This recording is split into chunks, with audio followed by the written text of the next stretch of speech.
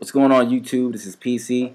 And last week's podcast got kind of messed up. It was my part. I was having technical difficulties. So this week, we're going to have last week guest on, which is Botza Brand. He's a really cool YouTuber, and he was gracious enough to join us today. So say hello. What's up, guys? It sucks we lost that last episode, but as always, it's good to, like I said earlier, pull up a chair to the lunch table again. So definitely good times, guys. All right, and we got our two co-hosts joining us also. We got Jared, a.k.a. SuperHighTechGamer. Say hello. Hey, what's up, everybody? I had a little bit of snag on the last episode, but hopefully this one comes out good, and hope you enjoy it. All right, and finally, we got Sal, a.k.a. snkneogeoman. Say hello. What's going on, YouTube? Blame Jose. That's all we can say is blame Jose. It's fine. It is on me. It is on me. So this week, guys, we're talking about. Well, last week we were talking about fanboyism in the community. We can kind of get into that, but we were just talking about YouTube and as far as YouTubers and the direction, because the YouTube community is kind of like high school, right? It's kind of like high school where you have cliques and stuff like that, and basically we're just talking about it, giving our feelings on the whole situation, and where we can go, move forward as a community. So, guys, you guys can take it away. However, you guys are talking. There's a lot of silence. A lot of silence. I'm sorry. All right, you little scaredy motherfuckers. All right. The thing is that I've been on YouTube, let's say, for approximately probably 2 and some change years and all, and I've seen a lot of good and a lot of bad. And a lot of good means is that I've let's say met a lot of nice like-minded people. In fact, let's say dealing with them outside of YouTube, especially present guests included. The thing is that and able to do a lot of trades with people, sell things, and so YouTube has a lot of positive, people, and it's been quite positive to just deal with people. Then you have the negative side of the YouTube community, as I've continued to go through, is that it begins. I used to always use use the term as I call it the high school. And the reason why I call it the high school is because as I've seen YouTube progress and actually regress in a lot of ways, is the community is just made up a bunch of cliques. Like you might have the UK clique, you might have current generation clique, then you have your retro clique, and then you have your hardcore retro clique. So, and meaning by retro clique is, your normal Super Nintendo, Sega Genesis, etc. And then you got your hardcores like your Neo Geo, your PCB, arcade collecting, etc., etc. And the thing is that a lot of beefs on YouTube. In other words, I'm not going to deny, I've had some, beefs with some YouTubers and all. And the thing is I realize is that as we get older, that doesn't mean we gain wisdom or we actually mature mentally. Chronologically, we mature.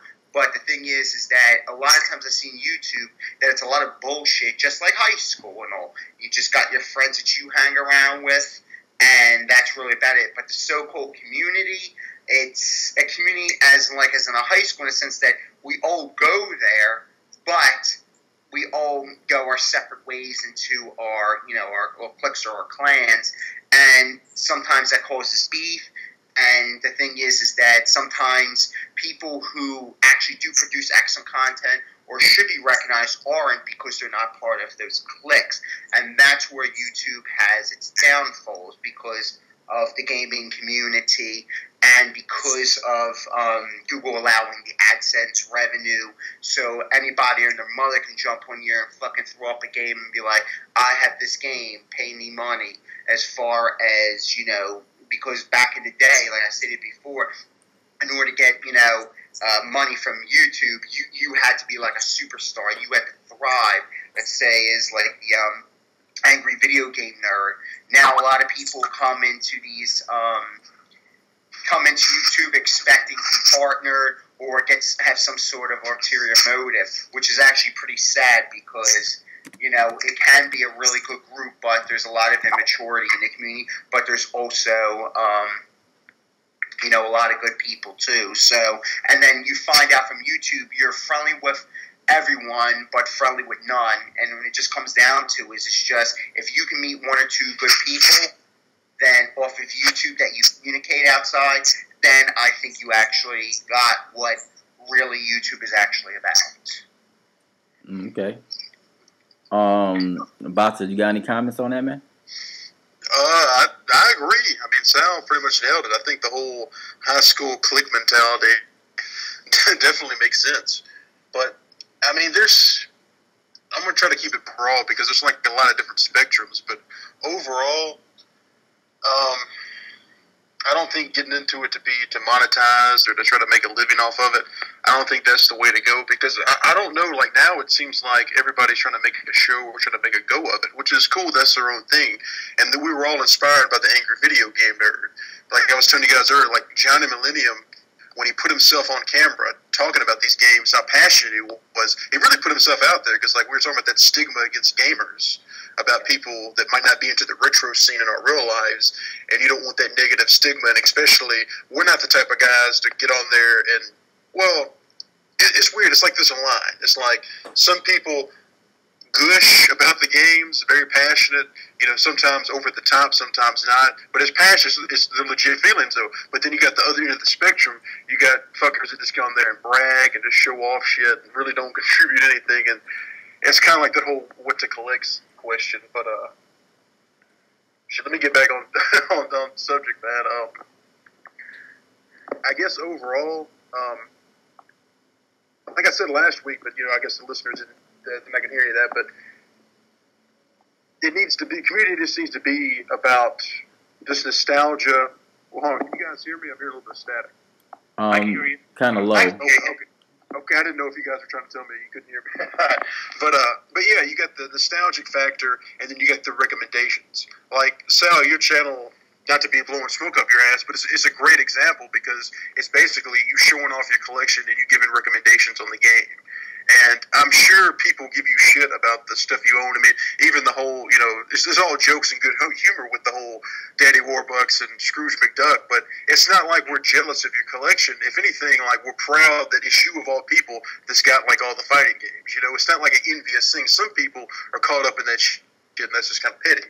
But as far as, like, the YouTube, the future of the community itself, besides people wanting you to like, comment, subscribe, buy DVDs and everything, so I think, honestly, this podcast is like the next step because it's less awkward for us to just get on here and be natural and have those fun conversations than to try to film ourselves, especially like I'm saying, like we're not in that overly gushing category, we're not in the bragging category, we're just all about the conversations. And even like earlier, like this is before YouTube even existed, before the internet, before cell phones, like back when we were kids, catching up with friends and catching up with family, talking about these old nostalgic games. They were fun conversations. I think this is just a further extension of it.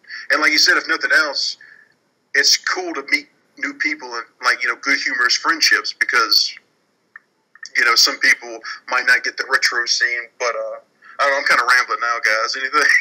No, like, that sounds really good. Yeah. I remember when me and PC had just kind of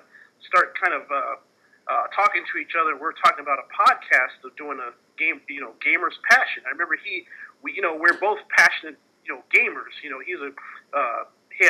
all his games were just like, yeah, I know, you know, that game right there. That's, you know, I have that, you have that, and then it's like, yeah, you got good taste in games, so we're able to just vibe and communicate. I knew exactly what type of gamer he was, and he knew what type of gamer I was, you know? So we had the same stories about going back in the day. He was playing Power Stone with his cousins and all that. And it's just like, yeah, you know, I knew exactly what type of gamer he was, you know? So that's how we kind of just thing together, and we cooked up with Sal, and we started just talking about gaming and arcade games and home console games and everything, you know? And it's just like going back and telling the stories, just like Botza saying. And, that's the fun part about being a gamer, you know, and you want to have people to talk, you know, share that with, and it's kind of hard nowadays because we're older, and it's like people don't seem to remember that. But yeah, man, that was this whole world of stories about old games and all that kind of stuff. So that's what I like. And to be honest, as far as YouTube and the community and everything, what I found is that most of all the people that I know, or people who watch videos I watch, or people watch my videos, we're all like the same type of person. We're all those kind of nostalgic gamers, or guys who are like really passionate about games. So it's not just so much about being a fanboy about a certain system, but just having that. You just know, like, when someone is like showing you a game and they're like really into it, and you just know it's like, yep, this guy knows what he's talking about. So that's kind of what the show is all about, So that's the way I get out of it. I hope everyone else does, gets the same thing of the podcast and all that. So that's what I can say. Yeah, I feel like the podcast basically, just like how we stated before, it was, for anyone who has an opinion in the community that don't get the exposure as a lot of big people get, come on and say their piece, because everybody's thoughts and opinions are important, good or negative. You know what I'm saying? So that's just how I feel about it. Yeah. And nothing, and like I could say, it's like it's not about high production values or nothing like that. It's just you're just expressing your opinion, or expressing yourself, when it comes to like some of these games or gaming and all that kind of stuff. So that's what it is for me. I'm actually, to be honest with you guys, I'm more of a viewer. I'm more of like a fan of other channels and other content than I am of like me like trying to produce anything. It's just like every now and then I might show something because I want to show it, but I'm really more of a fan than I am of like being a producer myself. But it's just cool to be a part of. No, definitely, Jared. But I'm saying, like, even like through the podcast, like that's probably the funnest to all of us. Plus, like we're contributing just as much into these like kind of conversations because like I said, it's that spectrum. It's like even though we don't, and I'm just judging by me. I'm not trying to talk anything about how you guys make YouTube videos, but it's like I feel the need. I like to make YouTube videos, but at the same time, I'm really not too comfortable with it because like I'd rather like I said, like talk to you guys. It's like we've already known each other. We're talking all this nostalgic shit and it's good times. I'd rather do that than try to make like a video, like make a show to try to get subscribers because like it's not about like I said, it's kind of like those people that say like, what do I collect? They don't know what to collect. It's like if you're trying to be successful on YouTube, like friendships and the jokes, like that's what it's all about. Because if you're going by the numbers, I would rather get the respect of like peers than the masses. And it just, like I said, and I guess going back to the podcast is like, I think that has to reflect something because it needs to evolve to this because if you're in it for the wrong reasons, I'm not saying people are by any means, but I'm just saying it's, a lot of people get caught up in some shit, like I said, it's that gush to brag and boast. And I don't know. I just think you guys are a good group of cats, and I'm glad I got to converse with you. I'm glad you guys give that mic to let anybody on here because, like you said, it goes back to Sal. Originally, it's like the high school clique mentality, and this game, like the way we're talking, it could sound like a clique mentality. But at the same time, PC, you're letting people on as a platform. It's not like you're holding anybody up. If they got shit, they got beef, get on there and talk it out. Because at the same time, as much as me and Jerry can talk about Fatal Fury, we talk about the future of gaming on a friendship, intellectual level. We don't get to bicker and argue. That's what I'm saying. Again, I don't want to talk shit on people, but some of these fuckers are ignorant as shit. And, like I said, it's a wide spectrum. Who do you judge? Which channels? Which casual fans? The trolls? All kinds of shit, man. But as long as it's like, where it's at right now, talking with you guys, it's good enough for me. Yeah, that's true. I agree. I agree with that. The thing is that, by the way, thanks to Chase for the nice comments. The thing is that that's one of the things I respect about PC is that exactly the one main thing. It's open to everybody. In other words, it's true. It's him and as like returning guests, etc. But it's for everybody because that's what it should be. It should not be polarizing or selective, etc. Because then it's becomes discriminatory. The thing is that he allows anybody to come on, whether they have a channel or they don't. And like you said, I even left you a comment actually, Botza. I said I didn't even know you uploaded videos and stuff until I actually saw Jared actually liked one of your videos and stuff, and I actually subbed to you and saw it. But the thing is that and I don't blame you. Some people are just not into that type of stuff. It took me a while to actually kind of get used to actually having my little overview, half off the cuff bullshit. But the thing is that like you said, the thing is that's one thing I respect about this podcast. It doesn't matter. It allows anybody to come on as long as they're not disrespectful. The thing is to come on and just basically air their views, their comments, their questions, their concerns in a positive environment where they're not going to be judged or anything of that nature. And that's exactly the way. Really, it's a shame, unfortunately, the world can't work like that. But exactly as you said. Oh, well, yeah, yep, that's well said.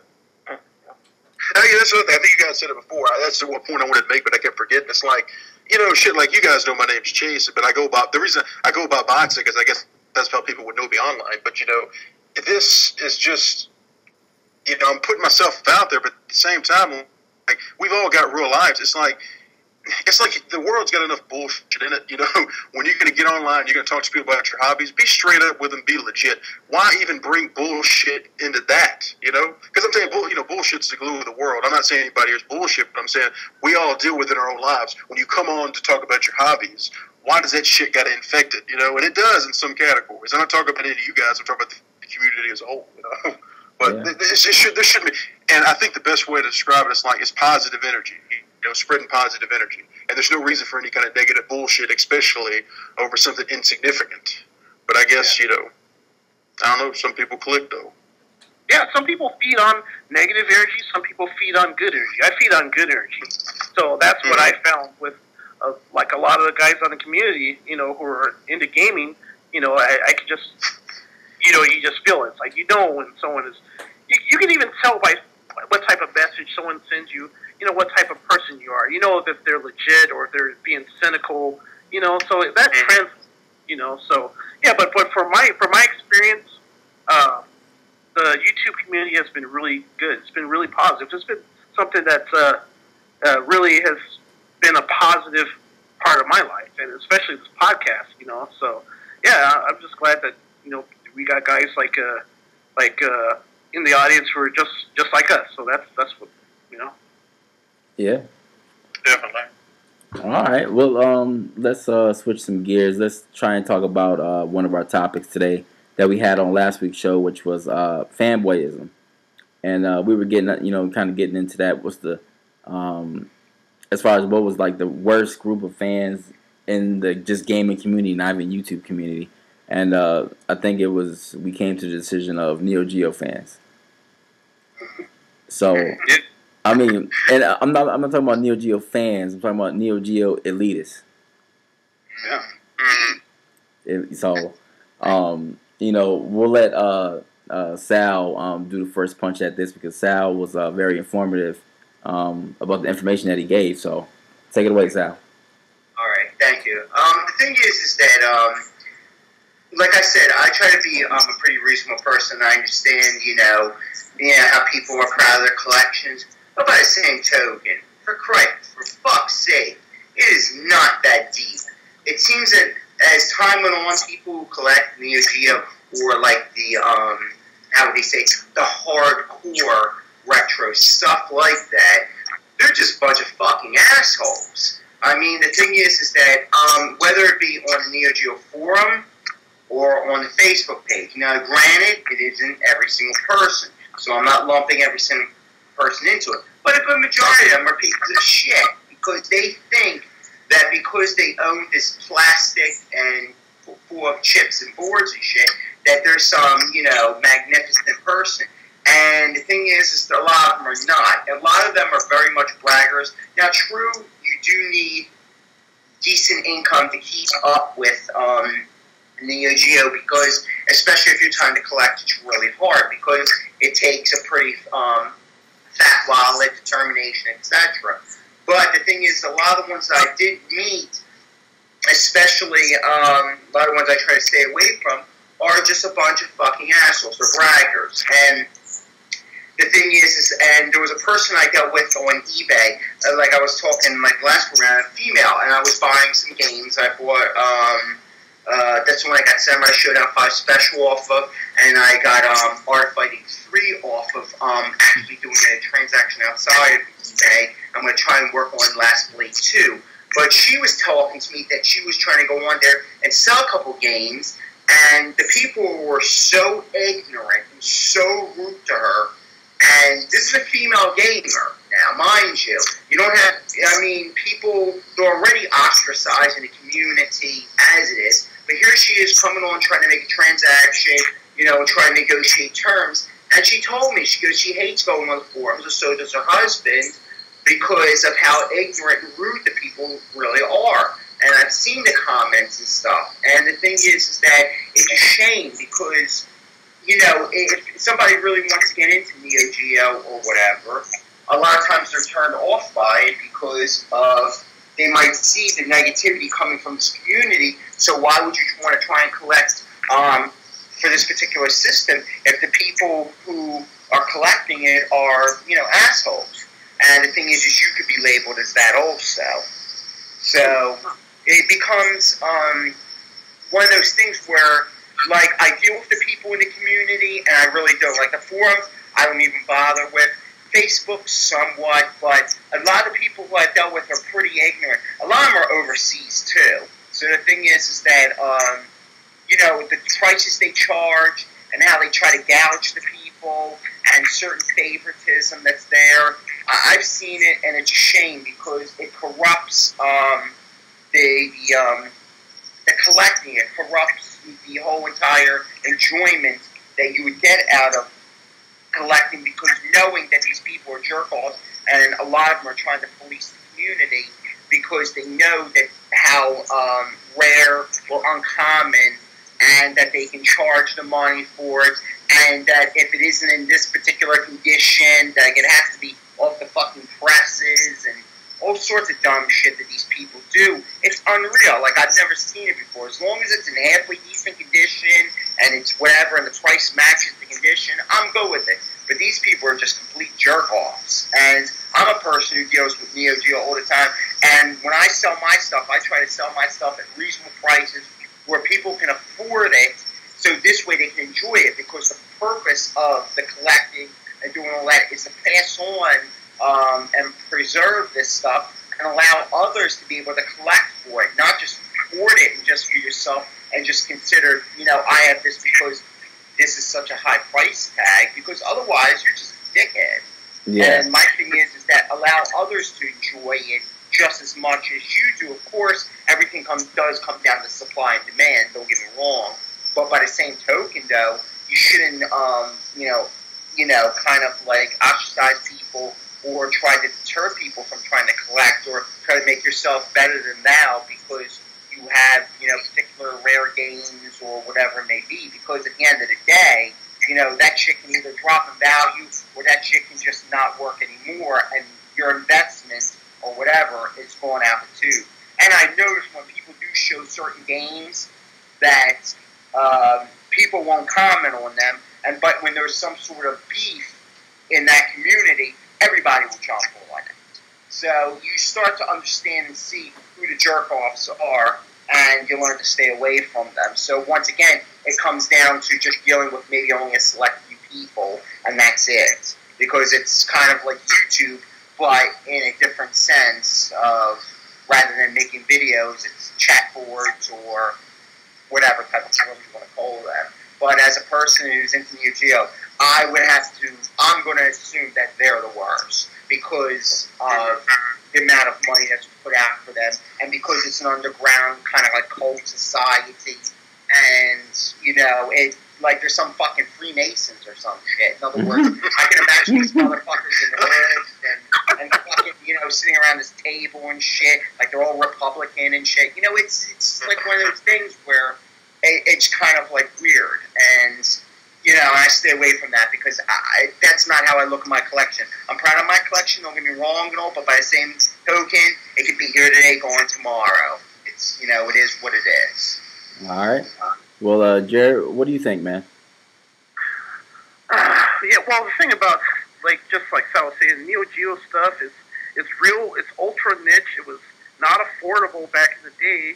No one had it. I mean, no one had that system, you know, so it kind of was just always in the background. It was always way in the background. But if you're hardcore and you wanted to play arcade games at home, of course you're going to covet that system.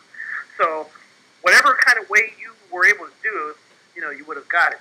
But as far as, like, you know, nowadays, you know, with technology, you know, there's a lot of people who want to hate on, you know, like consoles like the Neo Geo X, you know, that came out, and that thing is just so controversial. I don't know why, because it's maybe, what, a tenth of the price of getting a Neo Geo, and you can still play the games. Now, you can argue that, okay, well, how it looks on a TV, okay, fine. But as far as, like, the handheld itself, that's a really nice unit. You can play a lot of really good Neo Geo games, and I don't see nothing wrong with it, you know? So, basically, you can play Neo Geo games a lot of different ways, you know, whether it's via collections or whatever, you know, and still enjoy the games. As long as you enjoy the games, that's what counts to me, you know? So, it's like all that other stuff about, you know, trying to hunt down these cartridges that are super expensive, and to me, it's just not within the grasp of a regular person. But say if you were going to talk to a person who didn't know about Neo Geo, you know, I would refer collections to them, or I refer, you know, other means to play them, and that's fine, you know. You know, it's 16-bit technology, and we're in 2014, so the main thing is if, you know, you're able to show people those games.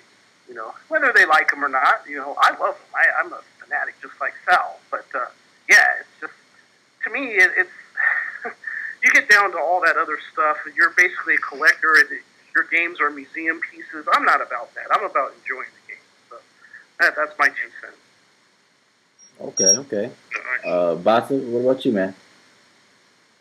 Yeah, I mean, I agree. I mean, Neo Geo fans, as far as being the worst, they probably are, without a doubt, because at least they're like their own self-contained group, and they're not out to get anybody, but it's very off-putting for anybody new to the community or new in the scene or new that wants to look into what the Neo Geo was. Like, they're very hostile people, you know, very angry.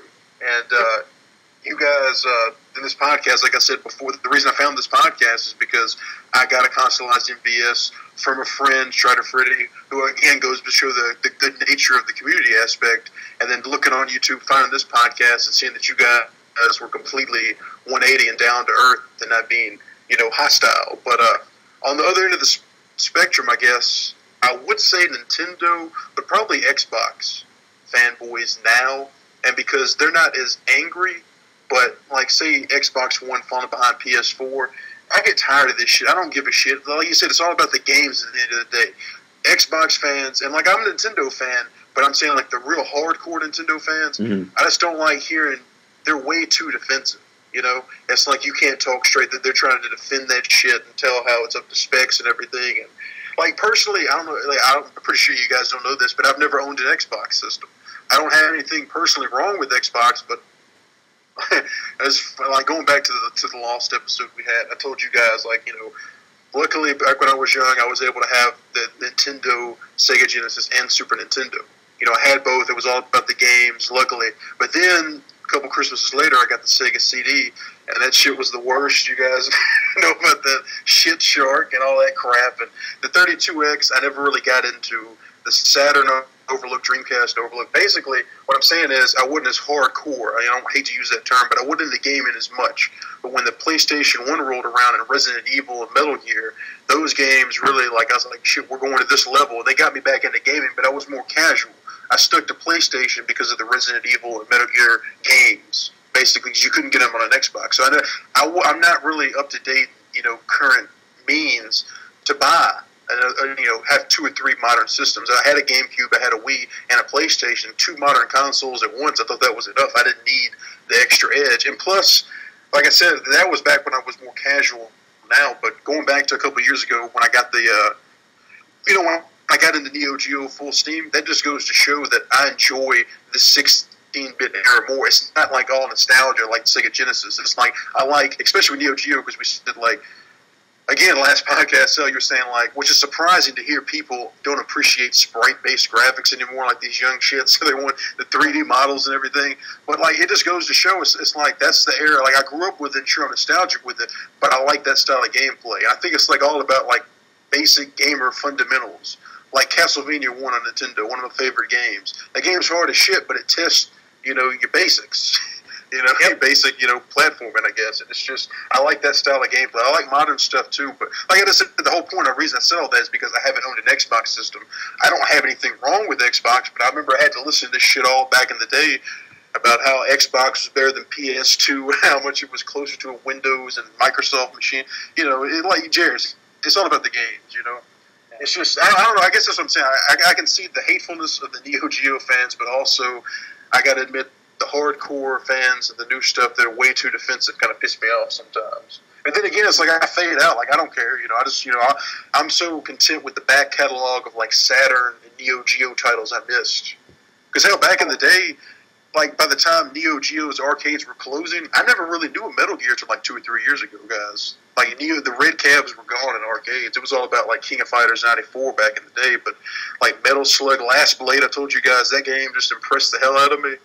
And even going back to like the Strider, it's like some games, like Strider back then when I was young, it made like it's still, even though it's not as ancient as far as technology leaps of current shit, like that still stuck with me. And the Last Blade was one of those. It was like I was like, damn, 97, this shit's impressive. Yeah, true classics. They don't fade. They don't go. They don't look old. They don't play. They just stay. And that game's over. Like you're talking about Strider.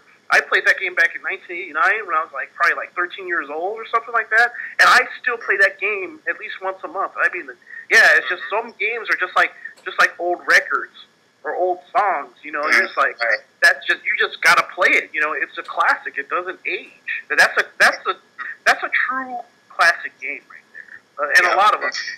And that's one of the reasons I'm probably the Genesis is my favorite system is because back in that year, and this is another thing, Jared, like that was such a good arcade port of Strider, but honestly, I didn't know Strider was an arcade until I was in college. I always thought it was a Genesis. Yeah, I thought it was a Genesis exclusive, and I was like, that shit. And again, that was before the Super Nintendo hit. And after the Super, you talk to kids today, like, oh, you like Genesis? Oh, yeah, man, Comic Zone and Vector Man. And I'm like, fuck Comic Zone. I mean, I've got a bad history with that shit. That's like fuck Atari, fuck Comic Zone. But yeah, Model 2 Genesis, like back then, you guys know about Altered Beast. But I'll tell you one, I don't mean to hijack and go towards Sega, but I think Golden Axe doesn't get enough respect because back in 89, 90, that was such a huge fucking deal to play that shit at home. Yeah. Yeah, because that was the arcade game, and the thing about it was 2-player. It had all the features in the arcade. Oh my god, yeah, that was a big hit for Sega. And I remember me and my brother picking that up and playing that game over and over and over again. Yeah. That's just wow. Yeah, that was an excellent game. Yeah, you would go ape shit on it because plus they added the extra level because once you defeated Death Adder, then it said extra mega ultra fucking Death Adder or whatever the hell that shit was. In other words, is that and it was just such an excellent game. It's probably one of the first games because I had the Ultra Beast set. That's how old my Genesis went back to. And the thing is just even though Ultra Beast, when I sit back, it's like, man, that game kind of sucked because it was so short. But Golden Axe, man, that shit. Oh man, I just gush when I think about the original one. I mean, the second one was good and all that too, but nothing was really as good as the original. The original contained everything it needed.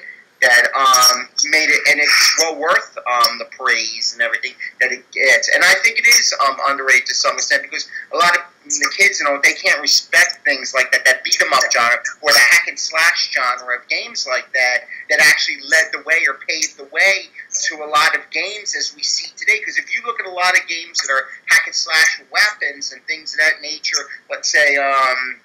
I don't know, I wouldn't say Castlevanias, but a lot of games like God of War and certain things that have that kind of hack and slash element to it. A lot of them don't realize where they really originate from. You're going back, when it was 2D sprite-based games that started, and of course they evolved throughout the years and stuff into, different type of, genres or whatever you want to call it. But they turn into different things. But they started out with that little, linear type of gameplay with the hack and slash and simple, mechanics, and it turned into something as I'm going on. It evolved. But people don't understand where it stems from or where it begins. They just know what they know as of what they, as they see it right now or within a very short life, So, that's what kills me. That's what kills me about this generation, Sal, is, because they don't appreciate arcades. Like, for me, see an arcade perfect conversion of a game, to me, that's like eureka. That's just like, yes, because when, back in our day, it was like, you wanted to play the arcade game at home. So that was a big deal because the technology of the arcades was far beyond than what you could play at home.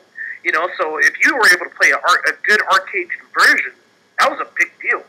So that's how Golden Axe and games like that, and I think that's where the Sega Genesis kind of got its that's what it did. It tried to do. It tried to bring you that arcade experience home, and that was the first time ever that we have actually really had that access to the arcade. Mm-hmm. So, that doesn't necessarily mean they're arcade perfect, but they're even close, So, yeah. But it was recognizable that it was fairly similar. It isn't like a game, even though it's an excellent game, was like the Teenage Mutant Ninja Turtle for the Nintendo, the arcade port and all. Now, it was cute and all, don't get me wrong, it was a good game. I'm not going to say it isn't, but it's probably one of the few games I liked. But it's close but no cigar. That's what I'm saying. Yeah. When you get the Genesis and stuff like that, when you're getting a thing, don't get me wrong, it might be maybe 80% on. So, something like the 80, 85, something along that line. So the thing is that it was close rather than like 10%. Or just felt like, even with like the Super Nintendo, once they brought out that Teenage Mutant Ninja Turtles in Time, oh my God, it was an awesome port of that game in the arcade. It had the scaling, it had everything, it had the music, it had the colors.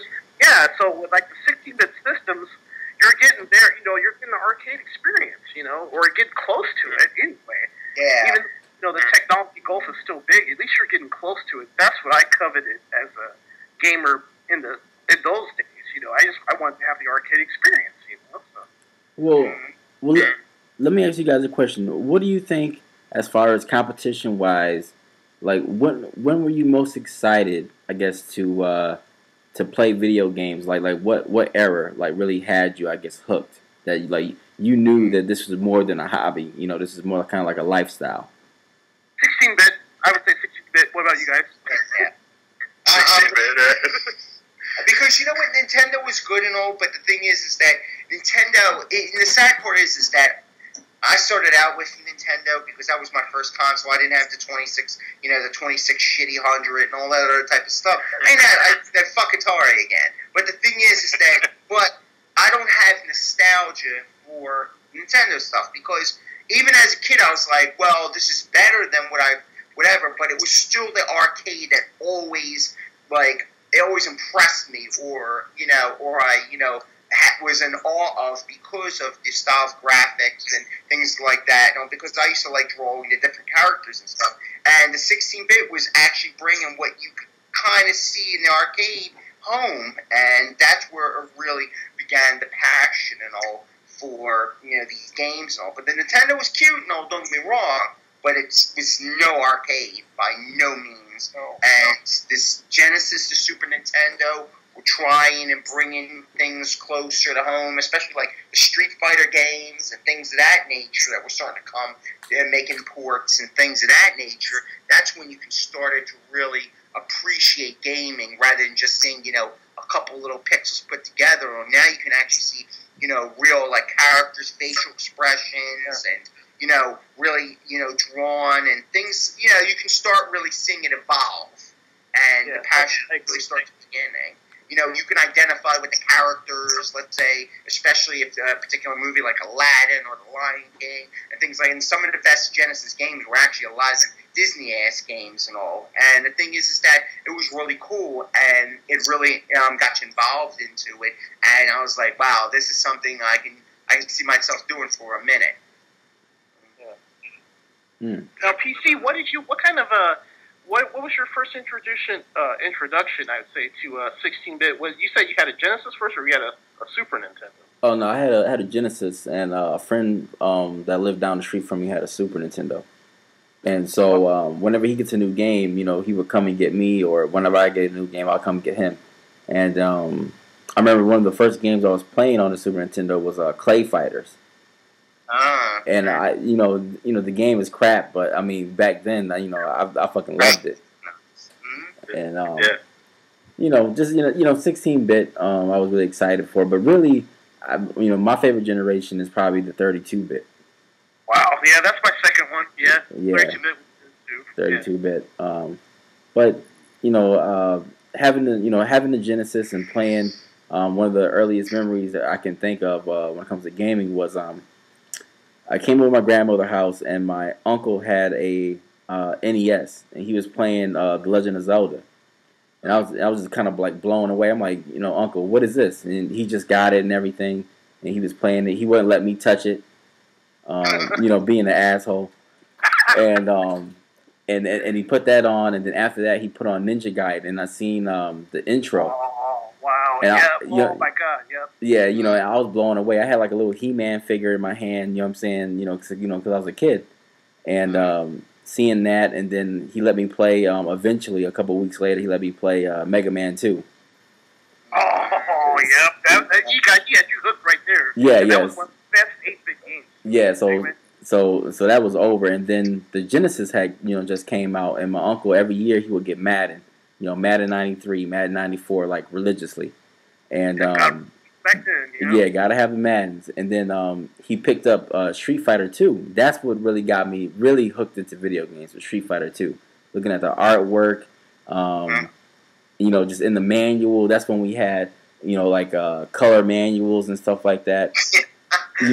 That's something of the past now, but looking at the manual, I remember spending hours, just looking at the front cover of the game, of the case, and looking at the back of the case, looking at all those games they used to preview on the back of the Genesis box, like Sonic and Ultra Beast and Shinobi, just really loving it. So really, the Sega Genesis got me hooked into gaming. I think one thing too, like like when you're talking about Zelda, like Legend of Zelda, the first one was like a completely new type of game to everybody. I mean, it was like total mystery. It's like, what the hell was this? Because I remember when they came out, and we're like, what kind of game is this? And it was just like a total mystery. It's like an adventure game. It's not level by level. It's like you can move around. It's like this big, huge overworld, and it's just like, yeah, that was a big deal. It was a big deal when that game came out, because nothing else was like that ever, So yeah, man, all the good games were in the past. Man. Yeah, and also I forgot to mention, he had Baseball Stars. For the NES. And the one, yeah. It was like one of the first games you could actually save your stats and shit like that. Exactly, and it was made by SNK. Yep. And man, I used to love that game, man. I used to love that game. It's a great generation.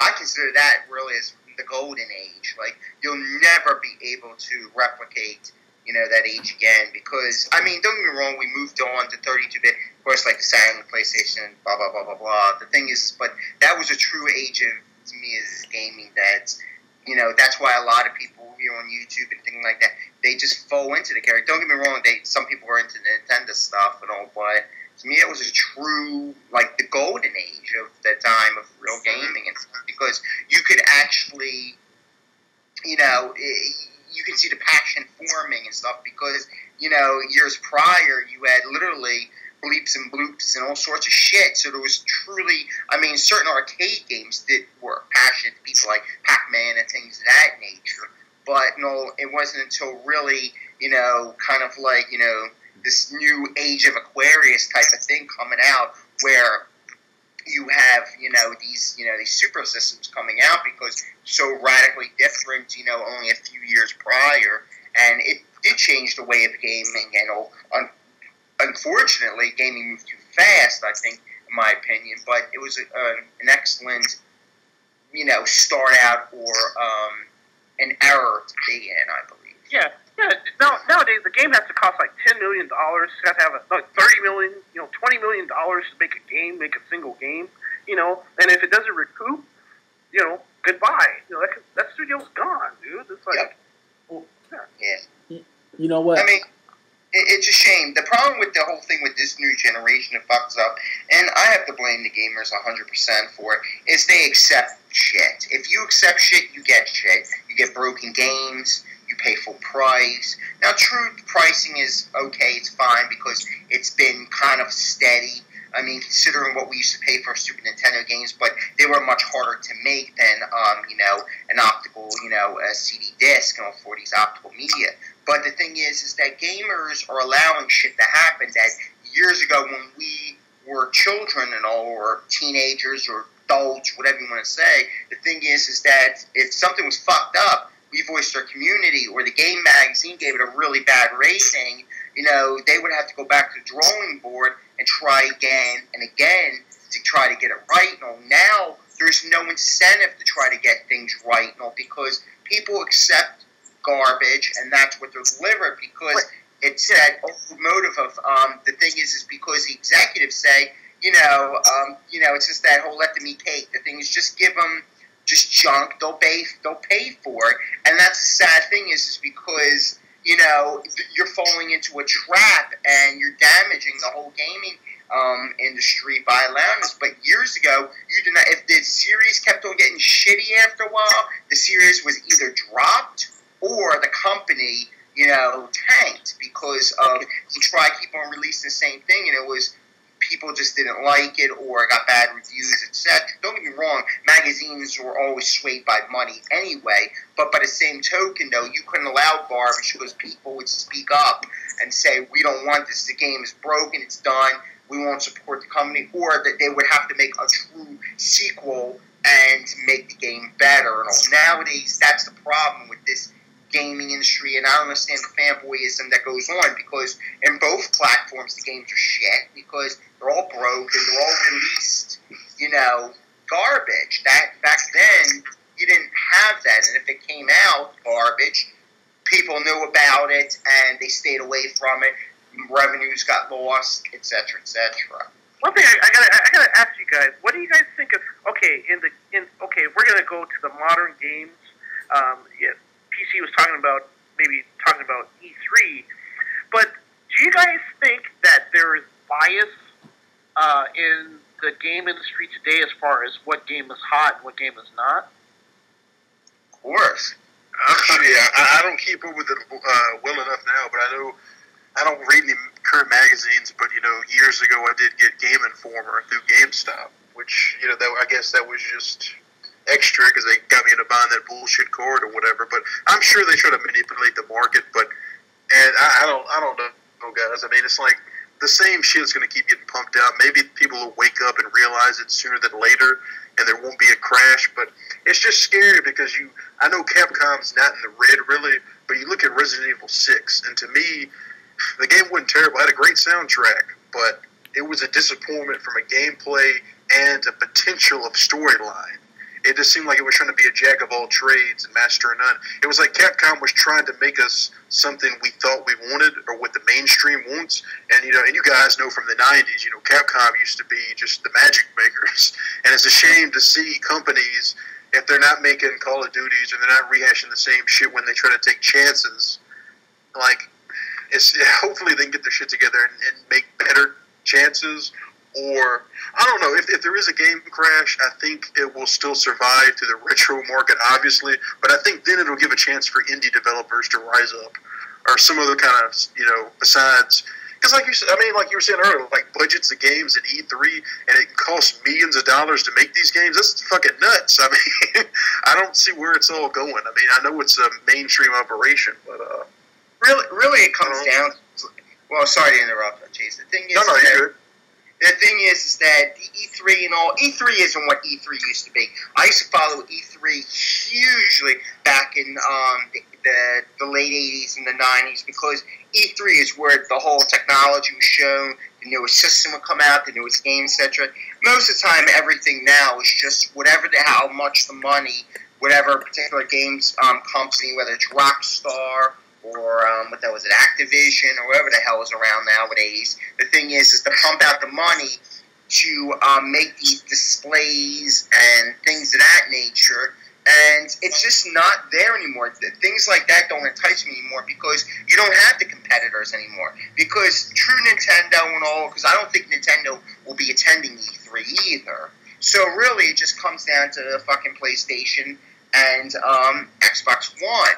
So the thing is whoop-de-fucking-do. And it's going to be the same shit over and over again, and it's the one who has the larger wallet as far as game company goes that's going to produce. And this time it's going to be fucking another Call of Duty or another whatever the hell's coming out. It's not going to be anything original, but people are going to fucking buy it. That's the problem. They're going to buy it. Sad. It could be fucking Lego Call of Duty, and motherfuckers will buy that shit because it's got Call of Duty in the fucking game. It is what it is, and that's why people buy it. And it's a shame. Indie developers are great, because it allows people. But the problem, though, is that they're so overshadowed by all these huge budgets, like movie-making budgets and all. And, a lot of people back in the days didn't have movie budgets. You might have dudes in a fucking, maybe a garage or a little bit bigger making these games and shit, probably fucking, in their backyard and shit, under a tent, trying to put games together. Now, studios and shit like that. Yeah, but check it out, Sal. Check it out, guys. The new Call of Duty is going to have Kevin Spacey, the Kevin Spacey, the actor, as one of the player, or what do you call it? He's going to be in the game, basically. Kevin Spacey. How much do you think they're going to have to pay him to do that? Oh, zillions. Who's he there to appeal to? What audience? Kevin Spacey, don't get me wrong. He was relevant probably fucking 20 years ago. I don't know how he's relevant now, because if you want to track people, you'd imagine you track somebody who's actually fucking relevant. Kevin Spacey, I'm not saying he's not a bad actor. I think he did a lot of great work and all, but as far as the generation's concerned, they could give a shit less who the fuck Kevin Spacey is. No, but the whole thing, though, Sal, he's going to get paid. Dude, come on. He's like a zillion. Yeah, because he's got a resume. It isn't like fucking putting Madden on the thing. He's relevant. Or you're putting on the NBA games, you used to have the particular player of the year, the VIP. Nobody fucking cares about Kevin Spacey, and you're paying him $1,000,000. You've just contributed to buying him another fucking summer home and shit, and the fucking Caribbean and shit, and people don't even know who he is and all that. Just to put Kevin Spacey on it. Who the fuck is it? Yeah, but we gotta pay his salary though, Sal. Yeah, exactly. I gotta pay for his fucking kids to fucking buy a fucking Rolls Royce every other day. So this way, they keep up. I mean, it would have been nicer if it was fucking like Jay Leno or something. At least there'll be humor in the fucking game. You know what I mean? But no, having a fucking fake stick and shit. I know. It seems like a weird choice, man. With this? I was just going to say, it does say, I can see how, Call of Duty is trying to stay relevant, trying to make it more of a blockbuster like Naughty Dog. Maybe they're trying to make it more like an action movie. But Kevin Spacey does seem left field all of a sudden. He's going to be a good Call of Duty. I'm thinking that either one of the developers was truly enthralled with his movies, or somebody knows him, because where the hell are you going to imagine putting Kevin Spacey in some shit like that? Kevin Spacey is a very deep type of actor. He acts in these kind of deep type of roles. How the fuck you going to put him in some over-ass fucking game and shit? He don't know nothing about all that. He's just, he's so far removed. Yeah, you got to pay this dude to do voice acting. You have to pay this dude. So think about the development cost just to put his ass in it. Exactly. Yeah. No. Crazy. Seriously. It would have been more relevant to put fucking Stallone in there. Because at least maybe play the character of Rambo or something of that nature, so you can have something. At least that's more identifiable because he's still at least relevant. Nobody knows who this fool is. I mean, the last time. I mean, what is he acting like, Othello or some shit like that? I mean, nobody knows who he is. Now, guys, I do have one question for you guys, okay? And this is going back to the because you guys did bring up a pretty good topic. Going back to the fanboyism, okay, and what gaming is today. This is my question for you guys. Over the years, you've seen great games, unlike gem games, hidden gem games come out, right? And they'll get a pretty good word of mouth, and the fan base of said console or said company that they like, Nintendo, Sega, PlayStation, Microsoft, they will beg for these games to come out. Say that they want something different, as far as something other than like Call of Duty, something other than Halo, something other than Mario, something other than Zelda, stuff like that. And when that game comes out, that's actually different. They don't buy it. Yep. And then the company takes it one or two ways. Just like Sal was saying, either they don't want it. This is not what they want, or they pretty much would drop the series, right there. What's because that is the biggest hypocrite, I think. Excuse me. That's my biggest problem with the fanboy. The fanboy will bitch and complain all day, but he will not put his money where his mouth is. Exactly. Yep. Nope. Oh my God. Yeah. And that's how it is. That's how it is. And that's why I try to support things like even with like the Neo Geo X and stuff like that. It's like, okay, all right, they're gonna bring out this little handheld. It's got Neo Geo games. I'm gonna buy it. Because I want to support that company. But yeah, just like you said though, yeah, they'll go into all this. They'll develop this game, and then they don't support it because why? Because Game Informer said it was whack. It was just like, that's what happens. So, that's what happens. PC. It's like, yeah, they'll be like they'll put all this effort to this game, this kind of game that's been supported by the fans, and then when it comes out of the mainstream publications, they review the game. They say it's whack, and then they're not gonna buy it. So then basically, just like you say, it's like, okay, well, fine. We're not going to produce this stuff like RPGs or whatever, that type of niche market you want. And that's why these these independent developers like what is it, Sal, Neo Geo, Neo Dev Team, and all these other companies like that. Yeah, and the guys who did Pure Solar, that RPG for the Genesis, they're kind of creating this niche market, and also was it Mighty Number 9? These crowd-funded games, if you want it, yeah, go out and buy it. It's stupid why people do. Here's the thing is that it just comes down to one.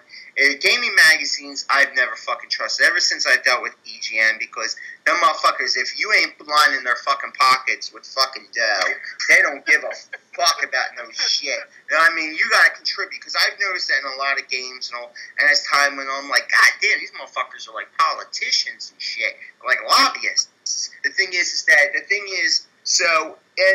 the problem is a lot of these games nowadays is compared to indie developers. Indie developers make games that are like games that were 20 years ago. So the problem, though, is your average gamer is kind of, I would say stupid, but probably not so much stupid as, but like they're not coordinated the way they were. Because most of these games are handheld, they fucking give you direction, they fucking, they pat you on the head, they might stroke your dick a little, and then you get through the game and shit.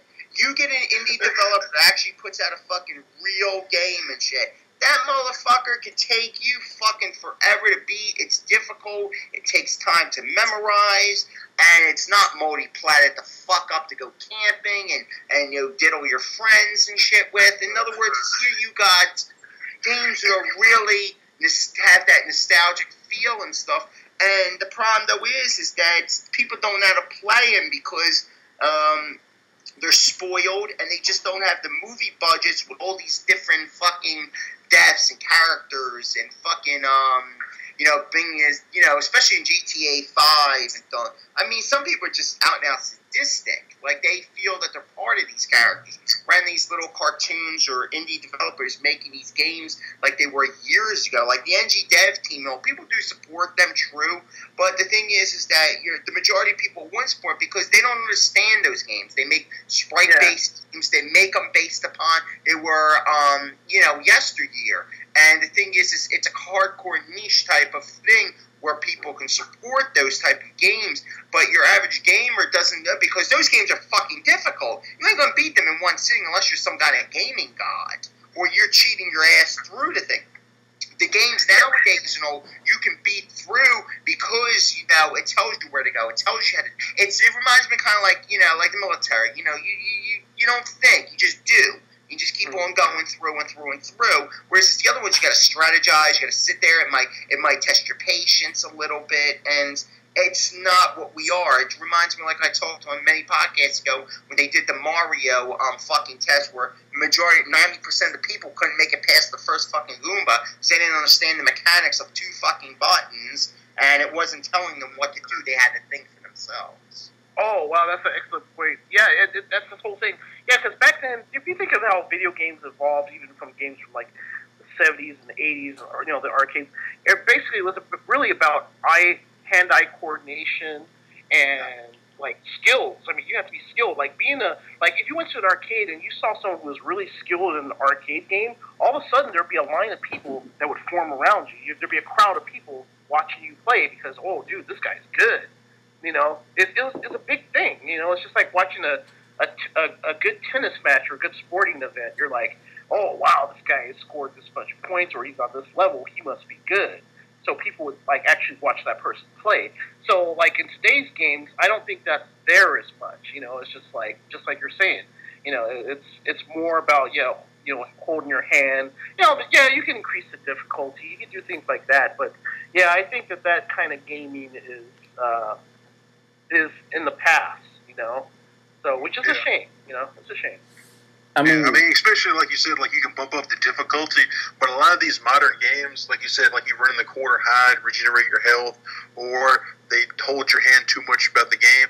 A sign of a good game isn't where a lot of these games, it's like filler. You're just trying to get through it. You're just like, okay, I'm going to work on a little bit tonight, work on a little bit tomorrow night, and you're just trying to just basically force yourself through it. You're not getting too much enjoyment. You got in the back of your mind. Plus, you can always save, and there's really not that threat of just popping the card in, pushing play, and playing for what it is.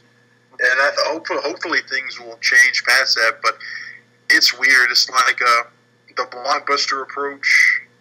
Some companies have got it down, some don't. But again, it's like going back to buttering up the pockets of the magazines. It's like you don't want to keep trying to top the mold.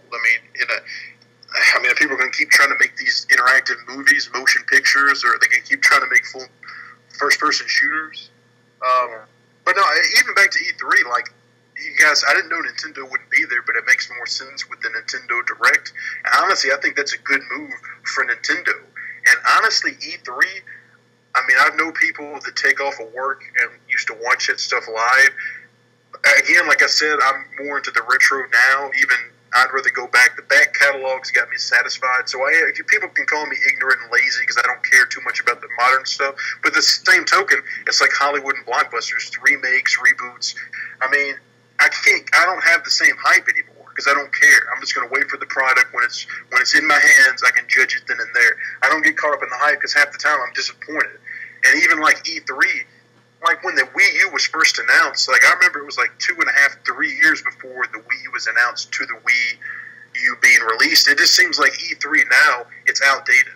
Before, like even going back to what we were talking about conversing, like playing, the Sega Genesis was our arcade and our home computer before the internet, It's like E3 back then was a good promotion show, but now with the internet and everything, I think it's outdated. It's an outdated format. Wow. I think Nintendo Direct is definitely more on top. I think you're absolutely right, because E3, when you used to get, let's say, Electronic Game Monthly or Die Hard Game Fan and all that, they show you the pictures of the stuff like screenshots of the various games, whether they were domestic or import, whatever it may be. And it was good for them because the internet back then was still in its infancy. And the thing is that, live streaming and stuff and all that was kind of its infancy. The thing is, so, it was like, oh, wow, this is how you'll get your news. But like you said, because of the internet and stuff like that, yeah, it is kind of fucking outdated and stuff. I mean, you can see all that shit. It's just like watching, like Evo and some of that stuff and all. I mean, it is. And Nintendo didn't show because the thing is that, what are they going to come up against? So there's only, really two competitors now. And the thing is, and they're trying to figure out their own way of doing their thing and all that. And kind of trying to figure out their own problems. But the thing is that these, to me, it's not that really interesting to hear about E3 like it used to be 20 years ago. 20 years ago, you wanted to know was E3, and you got the magazine that said E3 exclusive coverage or E3 coverage that used to be featured in that particular month and all, because you were going to see something, different, revolution, and you couldn't wait to see what's going to come to your particular system or what new console was going to come out. Because in that golden age, in that generation and all, you always had something new coming out, or something evolving. So there's nothing, and E3 is going to come out unless it's other than, gaming related. Unless it's, gadgets or things of that nature where you would be quite interested in and all. And it just still comes down as and a lot of people, coming back to the fanboys and stuff, a lot of people bitched at, Microsoft about, creating, these DRM and their NSA policies and all this other shit that they have and everything all digital. But you know what? The way it is most of the gaming consoles are not dedicated gaming consoles. They are purposely made as media boxes. You can watch YouTube, Netflix, fucking, I don't know, you can do all sorts of shit on there. Now, with a PlayStation, you can fucking do live streaming of fucking porn and shit like that. Like you heard the news about that. In other words, you can do all sorts of stuff. So that's why a lot of these companies shove Kinect and all this other goofy shit down your throat, because they know, really, and all saying, I'm going to say it is, they know the gaming's done. The only thing is they're just putting forward a media box where you can do everything without having to go to your PC anymore, because, your actual legitimate PC, because the other ones are PC architecture, and you can just use that stuff to use it, and you're buying the consoles for the convenience of having all that in one particular thing. And when you game, a lot of people game, they game with a couple particular games, and that's it. They do the online with the Call of Duty, like the bro shooter thing, and that's it. And that usually just comes down kind of like to your casual gamer, who just uses this as a primary box to not take up too much space, to do a whole bunch of other shit with it other than really gaming, because that's why they shoved it, and people are complaining and bitching. But why are you complaining and bitching? You asked for these things by not supporting and buying all this digital shit and all this other stuff. So they're like, well, why should we, release games in a real physical format when you want digital? When I look at a lot of comments and stuff, most people want digital now. They don't want to go into a fucking store and see daylight and, things of that nature. They want to sit in their home and have the convenience of just buying it, over the consoles, marketplace. Yeah, you know what? Basically what it is that, true gamers, we're basically like a subset of the market. We're no longer like the dominant market. Yeah, a subset of what the industry is looking at. The person who wants to play the hardcore gamer, they would even say that. We're like the minority. Basically the casual gamer. And yeah, but the sad thing is, I hate to cut you off, Jerry, but you're saying we're the minority. The sad thing is, we're the ones that basically built it up and got it to where it is. And I'm not trying to say, I'm not trying to be being, all high and mighty about that, but I'm saying a lot of the gamers, it's kind of weird they're leaving it. It's just weird they don't have that magic they had to inspire us back then. Now they're kind of riding coattails. Because exactly, yeah, that's exactly it. Okay, now, guys, I have a scenario for you guys. Okay, and this leads in, and this incorporates how the retro scene is, how YouTube is, how E3 is as far as the gaming community, and why you guys are not excited about it, and just everything in general. Okay, we got two games. Game A, which is like a Call of Duty mainstream game. Then we got Game B, which is like a it's like a a really good title. It's like a sleeper hit. Okay. Okay. These games, both these games come out at the same time, and of course, Game A is going to overshadow Game B. Okay. And we got fanboys saying we don't want this. It's the same thing year in, year out, but they go out and buy it anyways because their friends are playing it. See what I'm saying? So they're supporting it, but they're bitching at the same time. Then they wonder why next E3 they get the same fucking game, just a new paint job, right? But where Game B, it really doesn't do too well, but it's if a gamer gets his hands on it, it's like gold, and then word of mouth spreads up. And then over a couple of years, that Game B gets it becomes like a cult classic, and then that retro price, the retro price starts going up on it because of that word of mouth. While Game A is just keep going down, down, down in price until it's basically fucking free. Yep. So but initially Game B didn't make that much money out of the gate, for the company. So the next Game B is not going to come out. That's going to stop, So what do you think about that situation when it's that, where it's basically, it's like, if you don't get these great games that you don't hear about now, like, you're kind of going to regret them, like, I'll just give you an example. Like these cave shooters that are out on the Xbox 360, like, if you don't buy them now, in a couple of years, they're going to, like, double in value probably. Yep. You see what I'm saying? But, you'll probably go spend your money like on, Call of Duty or Assassin's Creed or something like that. And then, once again, the retro collectors will get their hands on it and gouge the fuck out of you when you go to buy them. Yep.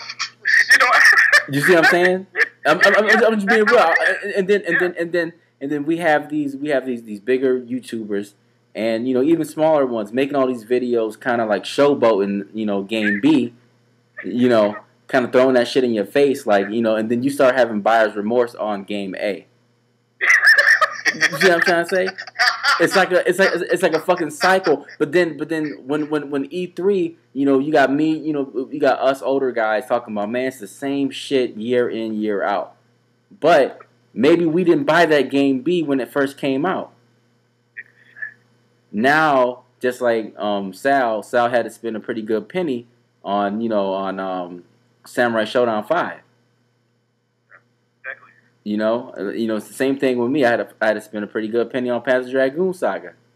Mm-hmm. Yeah. And oh my God, that pretty much is that's the predicament we're in.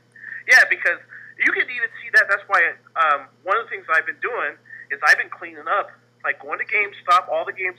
Everyone's buy your Assassin's Creed, buy all that. I'm gonna buy those games like Samurai Showdown.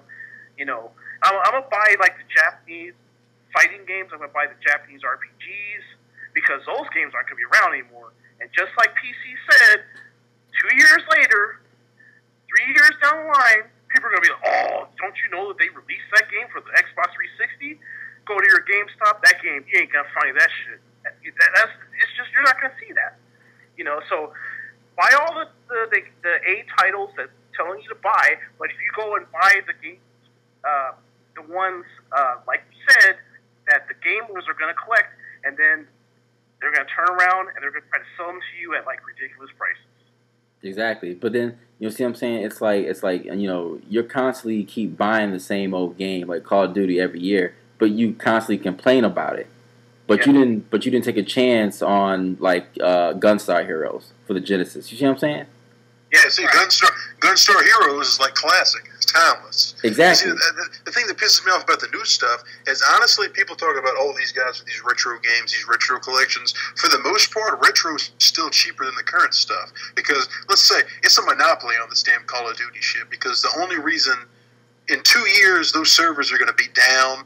It's all hype. It's all play fresh in the moment. It's, you got to play. They get these herds, these gamers together, and they play them for that server. They play the new one. The next one comes out next year. It's like a fresh coat of paint, but it's new servers, new online. The old ones can get shut down. They got them like on a monopoly like that, where they keep making them. But the thing is, and not even first-person shooters. I say that because in a year down the line, if I want to go get like Call of Duty Black Ops 1 or 2 now, I get it for like $5 or $10. It's dirt cheap. But like even that game B, like you were saying, like it comes out $60 new. Mm-hmm. Most games today, you wait a couple months, they're down to 40, 30, 20. They go down real quick. And I'm not even talking about the mainstream ones. Like the Call of Duties, you can go back 2 years ago. I could buy like 10 of them for the price of one new one. Over the past 5 years, the games they don't hold that value. And retro still is kind of cheaper, but it's just surprising. Like even a new game like Resident Evil 6, for instance, I bought that the night it came out because I'm a big Resident Evil fan. Paid $60 for it. Didn't feel like I got $60 worth, but even like 2 or 3 months later, well, that was a little bit more controversial because some say it was a failure, success, or whatever. But what I'm trying to say is, like, you wait a month or two, regardless, most games are going to get $20+ knocked off of that $60 thing. So even like people with that mindset, they don't need to get in that hype and buy shit for what it is, because for one thing, you're spending too much too quick. It's a lot more than retro. The other thing is you're building up a back catalog and you can't play all this shit. You guys know, I mean, even with retro stuff, I'll watch it like, oh, that's a good one. I need to get that one.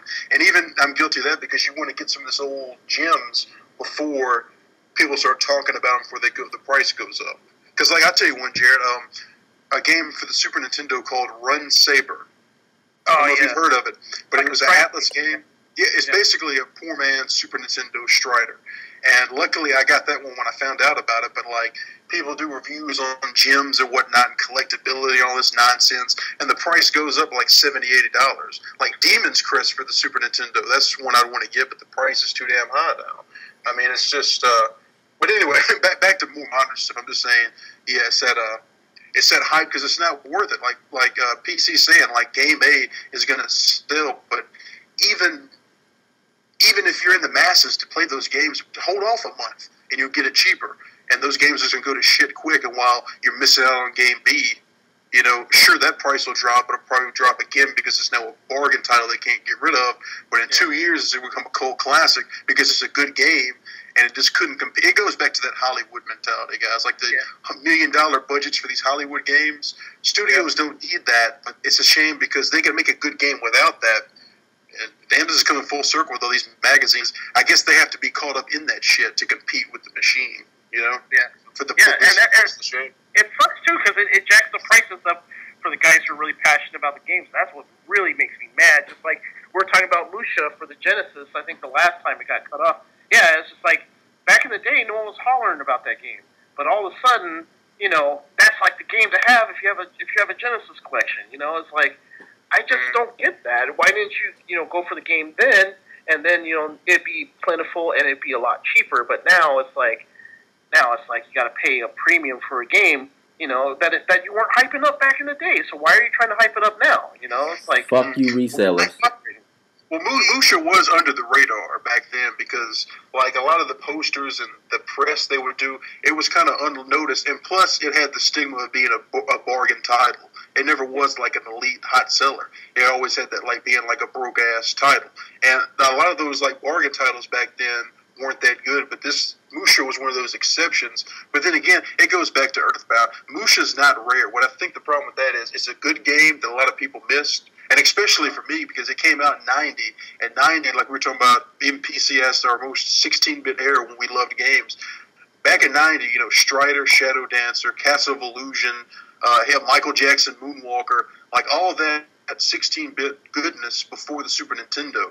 Like, because it wasn't competing with Nintendo. You know, the Sega does with Nintendo. That was 8-bit versus 16-bit.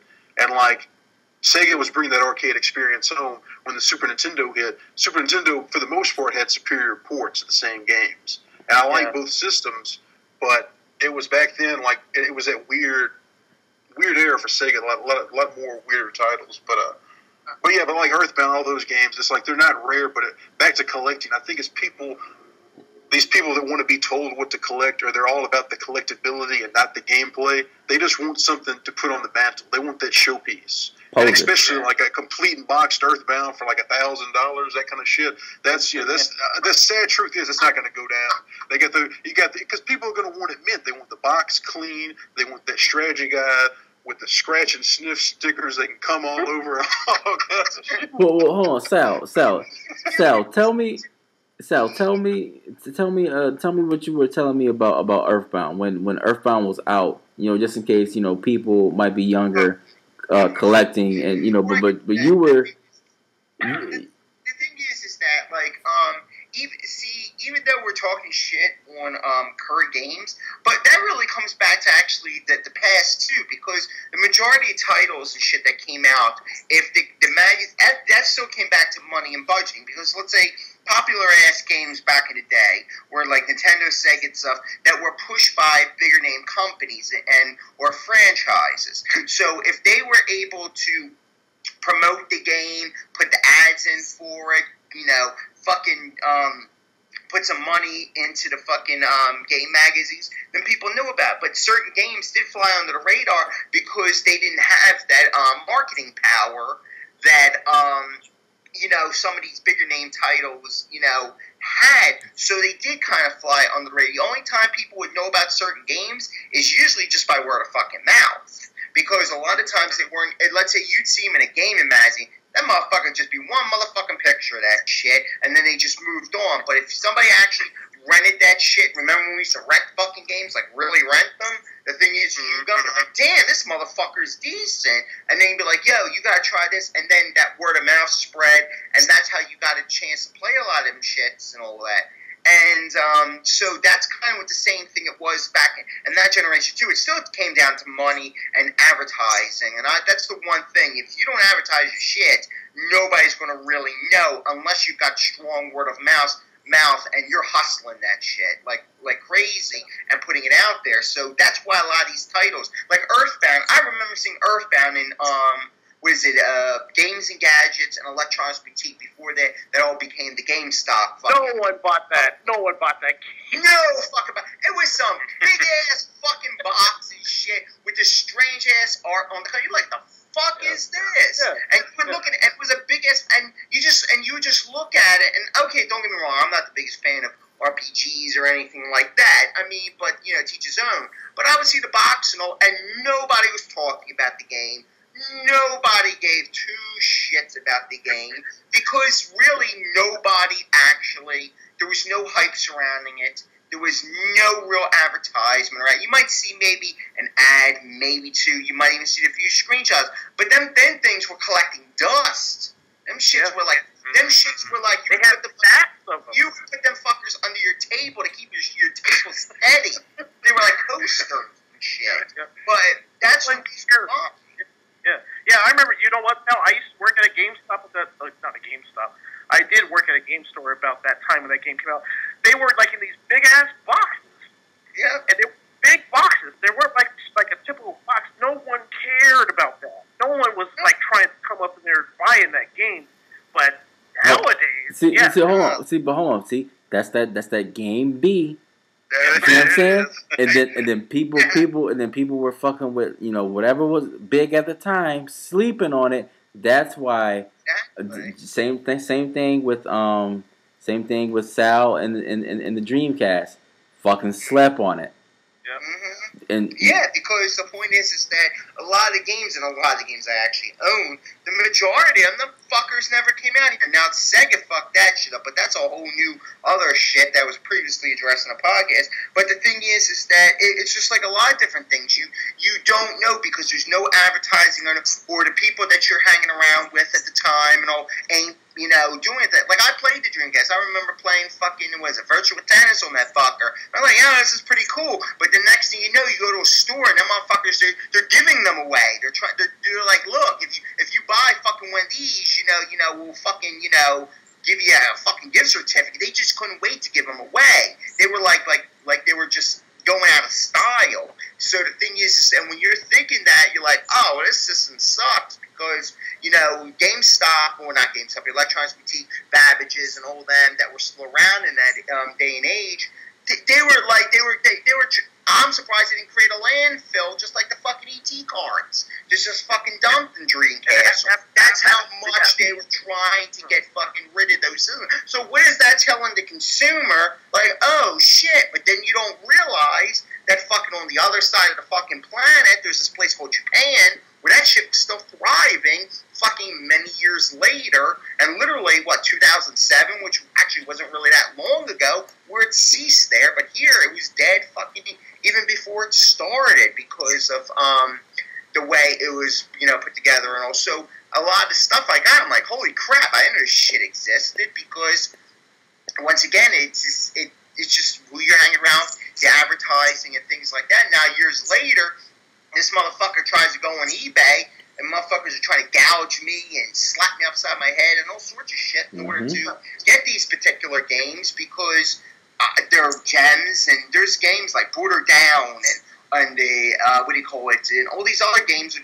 try and get. You're like, nah, man, you gotta mortgage your house and shit for them. I mean, the thing is that, which is ridiculous, because it's just they were slept on, or they just never appeared here, and now people do take advantage of, because now comes back to supply and demand. So, like, I'm getting into the Game Boy Advance now. I'm like, God damn, I can't collect for this shit. I'm like, I gotta go out, and I'm just buying the little cartridges. I'm not looking for a complete box. I can understand all that. I just want a simple ass little cartridge and shit that they want fucking 10, 12, 15, 25. Like, god damn, man. At least if you're going to charge me that, give me the whole fucking set. Fuck, send me something, with it. But it's ridiculous because of the demand, especially the game you were recommending to me, PC, is fucking Astro Boy. Motherfuckers were trying to cut my throat off at bidding for just the cartridge. Yeah, and because they hang with that fucking, and it's ridiculous. They were trying to fucking cut my throat. I was like, what, shove it up your ass. You know what I mean? It's just, check it out, though.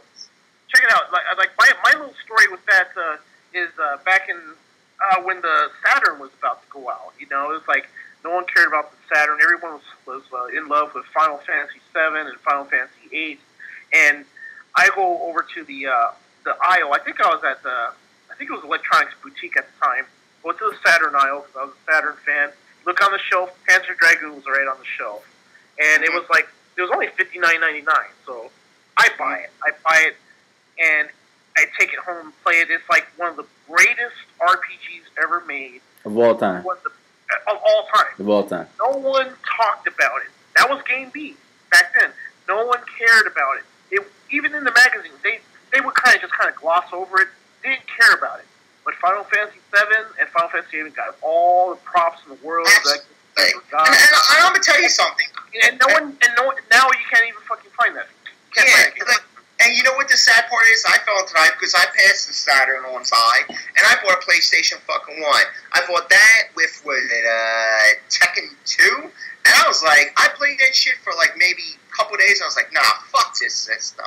I played a couple of the games. I was not impressed. And this is when, the PlayStation, it was all hyped up. I'm sorry, I had this system. I think that was the shortest time I've ever had a system. And you know what? I regret not actually purchasing the Saturn at the time and allowing for all the imports and things of that nature because, I guess because of, the impetuous youth back then. But the thing is, you couldn't mess with it. Yeah, PlayStation couldn't mess with it. It was just too dominant. Even if you showed someone, hey, this game on the Saturn is good, they wouldn't care. This is PlayStation. Yeah, they didn't care. Yeah, it had a big company backing it.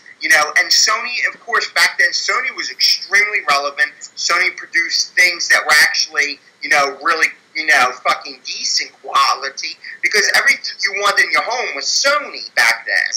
So the thing is that it was such a popular brand and all because Sony was always associated with quality and innovation.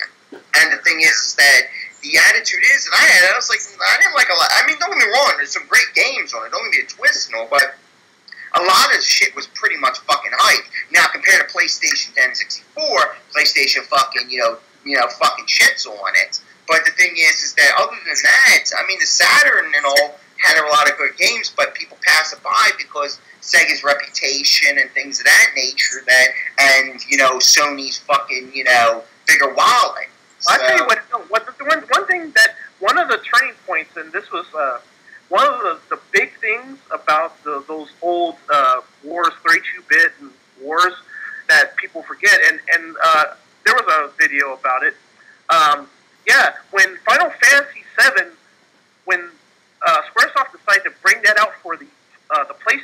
instead of the N64, big deal. That was a huge deal. I mean, it was like, that game right there is what made Sony. I mean, especially in Japan, because, yeah, the Final Fantasy franchise was huge, and instead of it going, because all the other Final Fantasies were always on Nintendo. So, to see that on the new PlayStation, that was a game changer right there. That was a game changer. So, yeah, I mean, yeah, PlayStation had a lot of, Sony just had everyone, they just owned everyone. They had all the big franchises, and there's just no way that anyone was really going to catch up at that time. So, yeah. No, it's a shame because, like, Sony, like, back then, even going back to Sega, the problem with Sega is the Genesis made such a damn impact. And it was kind of like the Neo Geo before the Neo Geo. Brought the arcade experience home. Then it got in competition with the Super Nintendo, and it was 2 years aged. It was losing that battle. But since it was so successful, Sega got that big head and started promoting Game Gear, 32X, Sega CD. They put their hands in too many cookie jars, and they were trying to conquer the market. And while they were edgy and they broke that 16-bit ground, they just lost consumer support. So by the time the Saturn came out, people weren't into it. They didn't trust Sega. Plus, like, people back then, I know Saturn could do 3D, but mainly, you know, I consider it a 2D system for the better because, like I said, going back to it now, I enjoy playing those type of games, those shoot-em-ups, all the platformers, the basic stuff. But back when PlayStation 1 was out, that shit was outdated. Everything was going 3D. And PlayStation 1 really was the template for the new age of gaming when that sprite base was going away. And plus, with the PlayStation back then, like I said, Metal Gear 1 and Resident Evil 1, those were big games for me. They got me back into it because that cinematic, they just had, especially Metal Gear with the music. I mean, it's got good vibes to that game. But back then, like, I didn't know Sony. I was like, maybe they're like Panasonic getting into the fray. Like, all Philips, CDI, all these electronic companies getting into the fray. Kind of like Microsoft is now. I mean, you need those game makers like Sega and SNK. And SNK has always been a premium niche market, but Sega just lost that damn consumer support. And unfortunately, it paid off. And even the 64, people knock the 64, but the 64 really defined 3D platformers. And the thing was, is they were, Nintendo, that was like the story of them being kind of ignorant because they started supplying on their first party. They didn't go disc-based. Final Fantasy went with Sony, like you said, Jared. That was a huge game changer. But the thing with Nintendo is, you look back before the 64 with the Nintendo and Super Nintendo, a lot of the classics were third party just as much, but Nintendo had that monopoly on the third party. That's why today with the Wii U, they don't have the same third party. It's kind of like they're two first party now, but back then they had third party on lockdown. Like Nintendo, my favorite game, I don't know, probably the greatest game, probably Mike Tyson's Punch Out, but Castlevania is right up there. It's like being a classic, but it's third party. Yeah. Hell yeah. I mean, the thing is that it's really a shame because it just comes down to that dollars and cents and that wallet again, and whether it's the gaming company or the actual, you know, the manufacturer of that system. It just comes down to the advertising and what that past company, like you said with Sega, they had their hand in the cookie jar, and them fucking cookie jars all had fucking tarantulas in them, and they got bit hard. And the thing is that it just led to their demise. But the thing is that a lot of these hidden gems and all, like you said, they were overshadowed by these companies who had good reputations, had money backing them, and could advertise them, whereas these other games and all, they didn't have the money or the advertising to push it out. Only way you knew about a game or something like that is you usually went to rent it, maybe saw in a magazine, it kind of looked appealing, and then you try to pass it on as word of mouth. But that's really about it. And like I said, the internet was still kind of in its infancy, that, you know, you couldn't just put it across the board like a Musha or an Earthbound or anything like that to get the word out. At the time, you did have them, but they were just so limited. It's not like now you have access to every bit of information, almost everything that goes on. But back then, everything was still in its infancy. So, I mean, information was pretty limited, and some people bought game mags, some people didn't. A lot of people bought stuff based on word of mouth or just the way it looked on the box, you know, or the commercials that were for that particular game, because, once again, it just came to advertising, and that's basically how you get your shit out there, is advertising. or a big marketing campaign. Yeah, magazines back then were like the Bible. You know, that's basically how you got your game news if you were like a gamer back then. But now you got the internet, so yeah, it's a totally different thing. And you know, sometimes you just have to trust them, and sometimes they were flat wrong. But one thing that if you were a gamer though, you kind of had instincts. You know, you knew if a game was good or bad. You know, so that's kind of how you kind of went off of that too, just your own innate perception about a game. If you knew a game was good, you would know it was good, and you would recommend it to your friends. You know. Mm. Yeah. Hey, can I ask you guys a question? Yeah. All right. Now, if you don't, obviously you might not have thought about this, but you know, don't give it too much thought. But if you have anything in mind of what you would like to see, but basically, I'm saying it's like, what's your dream game, or what's a game you'd really like to see? And I'll give you my example, but I got to give 2 examples first. Hopefully, you guys will have seen these things. But first off, all 3 of you guys, if you hopefully played or at least watched like the new Batman games, like the Arkham Cities or Arkham Asylum, it's like that combat, the beat 'em up engine. Mm-hmm. Are you guys familiar with that? Yeah. Somewhat, yeah. Okay, well, I think it's a good engine, but here's the thing, though. If you take that engine and you make a movie license out of it, here's the thing. Have you guys seen a little film called Barry Gordy's The Last Dragon? Yeah. Of course. I'm telling you, of course. Put that engine on The Last Dragon with that soundtrack, that's the kind of shit I want to play. Because like you said, go back to Golden Axe, like, you know, beat 'em ups were simple back then, but as far as this God of War shit, God of War is all right, but the Batman engine really got it. But I'm saying Last Dragon, man, it could be like this, you know, a level or 2. You know, nothing too complex, because half the time when they make these movie games or these expanded universe, they try to lengthen them too long, and they end up just kind of watering it down along the way. But there's something like that. That's something I would play. Yeah. And I would love to play, you know. I think time's caught up to see like all these movies, especially people talk about LJN back in the day with movie licenses. But I think technology's come back up. You put that shit on, you get the glow, and you just fucking go to town. On show enough. Hey, one of the greatest villains there. Yeah, you guys know. You guys know. Well, okay. Let me answer that first, if you don't mind. What? If I can have a game, right, I would want. It's either gonna have to be Panzer Dragoon like 2, but I would rather go with Shenmue 3. Shenmue 3. But hold on, but let me go into that, because I didn't give my 2 cents on who I think is the worst fan base out there. I would have to agree with you guys as far as the Neo Geo crowd. But there's one that come fucking real close. It's the Shenmue fans. Okay, and this is why. Most of these Shenmue fans did not buy the first game, did not buy the second game when it came out in the U.S. That's why you fuckers don't have a third. Ooh. I bought 2 brand new copies of Shenmue 1. I have one unopened, and I have one that I play, because I love that game so much. And then part 2, that was the only reason I bought an Xbox, was for that. That and Panzer Dragoon Orta. Great. Yeah. So the Shenmue fans, once again, you guys talk a lot of shit, but you don't back it up with your money. Yeah. Don't back it up with your money. Don't back it up with your money. That's why you guys keep on fucking loving that game A. Keep loving that game A, because I'm fucking with game B and game C and game D. Game B. Okay?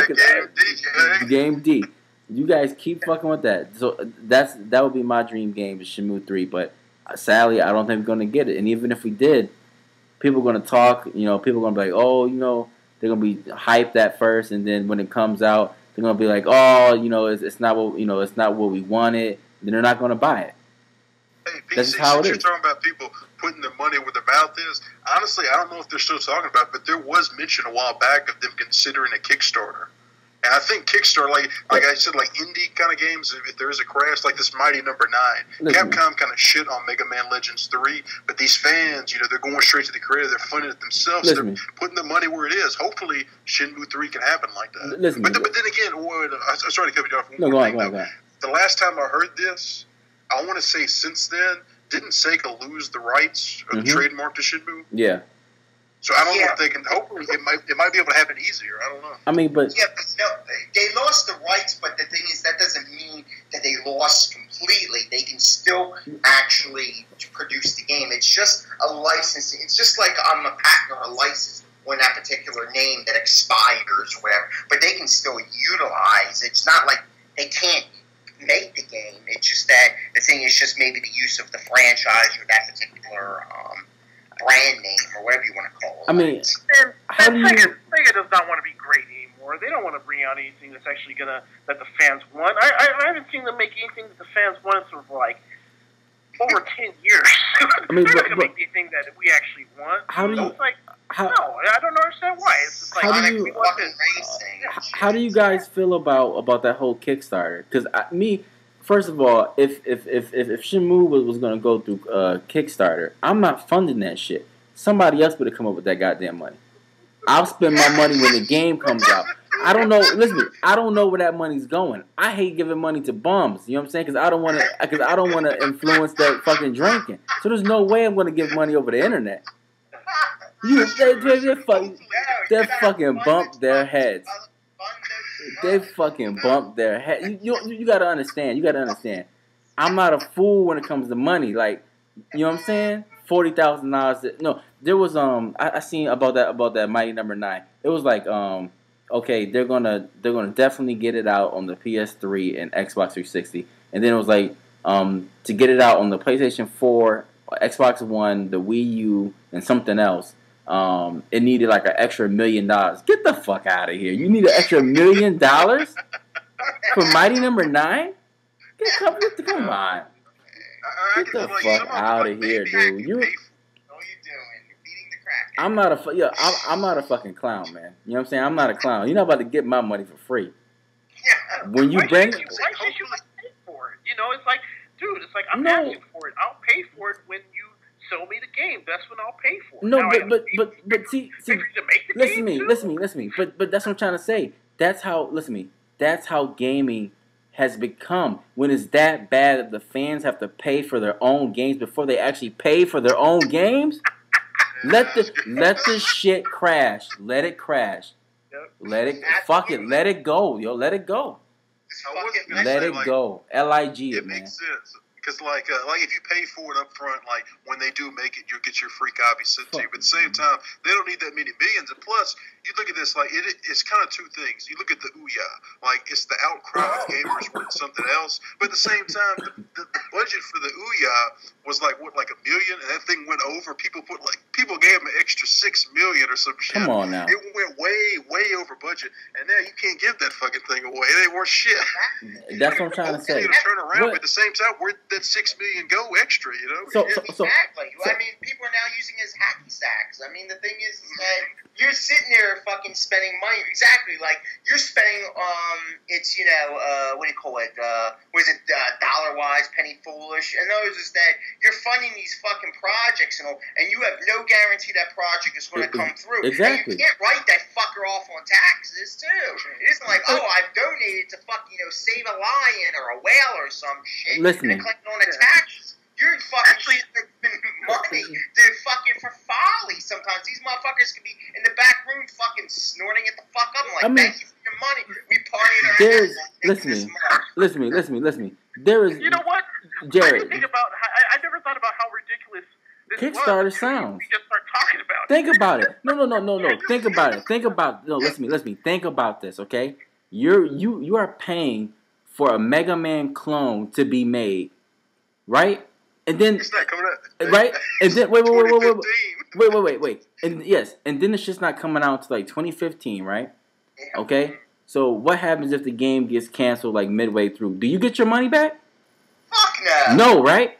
So that shit went up their nose. So then why the fuck am I going to pay like, $200 for a game to be made? Is my name going to be in the fucking credits? Because it better be. You see what I'm saying? For a Mega Man clone where Capcom can get off their ass, make a cheap Mega Man game, make some money. You know what I'm saying? No, there's no fucking way. Kickstarter is a ripoff. You heard it here fucking first. It's a ripoff. I will never donate to that. And listen to me, I love video games. I pay, probably throughout the year with retro spending and, just new age stuff. on me and my family. I spend probably more than $5,000 of disposable money on gaming. Not a cent of that is going to this fucking Kickstarter. Nope. No fucking way. You guys are fools. You guys are fools if you do it. I'm talking to the audience. I'm not talking to the co-host. I'm not talking to the guests. Botza. Right. I'm talking to the audience. If you guys do that, unsubscribe from me. Because you guys are fucking fools. Hit that button, please, man. Let my shit go down. I'm cool with that. Because you know what the thing is that the thing is the purpose. I don't have a problem. People try to do is get the stuff going. But I agree with you. When you start soliciting for money, it reminds me of people soliciting money, for their YouTube channels and all this other shit. That's crazy. And donations and shit. What the fuck, man? If I'm gonna donate, I'm gonna make sure it goes to an actual real fucking cause. It better be feeding some starving fucking kids or some shit, or save a whale or whatever the fuck. Listen to me, Sal. I don't mean to cut you off, but if I'm fucking giving to fucking sick kids and hungry kids, I want a fucking receipt. Exactly. I want to know where my money's going. That on my fucking taxes. I want something bad. I mean, the thing is because you need something tangible. At that point is even though if you're donating to like charity, true, it might not be whatever, but the thing is something tangible, and even though really you shouldn't be looking, but it depends upon the money. But the thing is these games, like you said, you're sitting there putting out this money for this shit, donate, PayPal, and all this other shit, and you have zero guarantee that any of this shit's going to come to fruition, and you're just a fucking fool. I mean, like you said, if my name going to be in the credit, I better be on the fucking box art. Special thanks to PC Rock. You understand what I'm saying to you? yo, special thanks. But I better be on the fucking box with my thumbs up and everything. Yeah, no, man, no. I mean, listen to me. Think about Kickstarter. What if I approached you in the mid-'90s with this fucking idea? You'll fucking laugh at me. You will fucking laugh at me. You'll fucking beat my ass out of the arcade. Are you serious? I'm gonna Street Fighter versus Mortal Kombat. I'll take that shit to the bank. Disappear. That's what I'm trying to say. I'm fucking gone. Like to me, it's like a fucking con. You know what I mean? It's like a con game. It's like I'm gonna tell you whatever you want to hear. Get that money and I'm gone. No way. It's like this new Shaq Fu. Shaq Fu 2 is going on Kickstarter right now. You just remind me of this shit. First of all, I don't know why the fuck people want to see Shaq Fu 2. Exactly. Throwing money, getting caught up in dumbass hype. But the thing is, you look at the little meter at the bottom, it says they're going to get the money whether they meet the goal or not. Now, I agree, if they're legit, if they can somehow guarantee this shit and they meet their goal and those funds are going to it, but these ones were like, it's $1 million, we only got 600,000. We didn't meet the goal, we still get the cash, and you ain't getting shit. Now, that's just blatantly just like that. How the fuck are they going to make Shaq Fu? First of all, number one, they got to fucking... Shaquille wants to put that shit behind him. That and the rap career that he fucking had or didn't have. I mean, he's trying to put that shit behind him and all. And these motherfuckers want to keep on bringing this fucking opening up old wounds. You'll love this shit, man. This is pathetic right here. He's behind it because if you look at the perks on the Kickstarter, I think it's like you give $1,000. You get the game, you get the T-shirt, you get the DLC. Plus, Shaq will follow you on Twitter. Come on, man. Come on, man. That's the kind of perks people Listen to me. Listen to me. Fuck the bullshit. Wait. Cut the bullshit. Number one. Who the fuck wants a sequel to Shaq Fu? Listen to me. That was my ultimate buyer's remorse. I bought that for my birthday. The year that it came out, it came with a music CD, so you know I'm not bullshitting. Whoever bought it brand new know it came with a music CD. Okay? Me and my brothers got that shit home. We had an opportunity to get a fucking Sega CD, and we did not bite. We wanted Shaq Fu.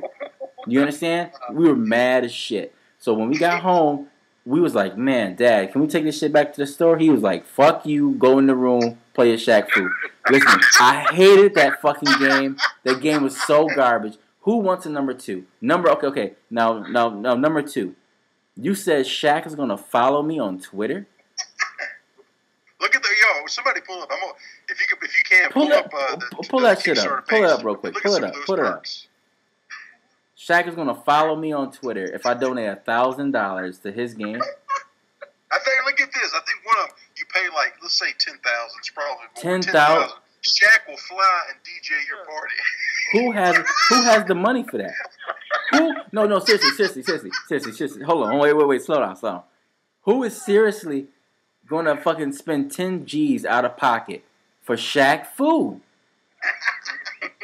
Who is doing this? Even just have Shaq the fuck in it.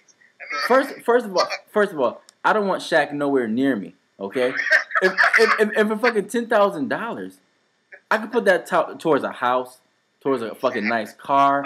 You know what I mean? Put it in the bank so it can grow interest. Who is donating this money for Shaq food too? I want names. Shaq is putting up all the money because I'm not putting up shit. That's crazy, man. You gotta pay Shaq. That's what I'm trying to say. You know who fucking deserves money? Go give SNK some money. They need a Kickstarter because they're not doing nothing. They're over there fucking twiddling thumbs, playing fucking solitary on those fucking computers. They're not doing nothing. Give them the money. Give them the money. Not? Yeah, exactly. Why not build upon their franchise? Why don't we get some HD Last Blade 3? Where's that? Fatal Fury 4. Why aren't we there? Why? I don't understand why the game industry does not give the gamers what they want. I don't get it. I don't understand it. And they don't because once again, it's that risk factor that if it doesn't do well, motherfuckers might not eat the next day because them fuckers will be living under the L. But how is SNK literally right now keeping the lights on? How?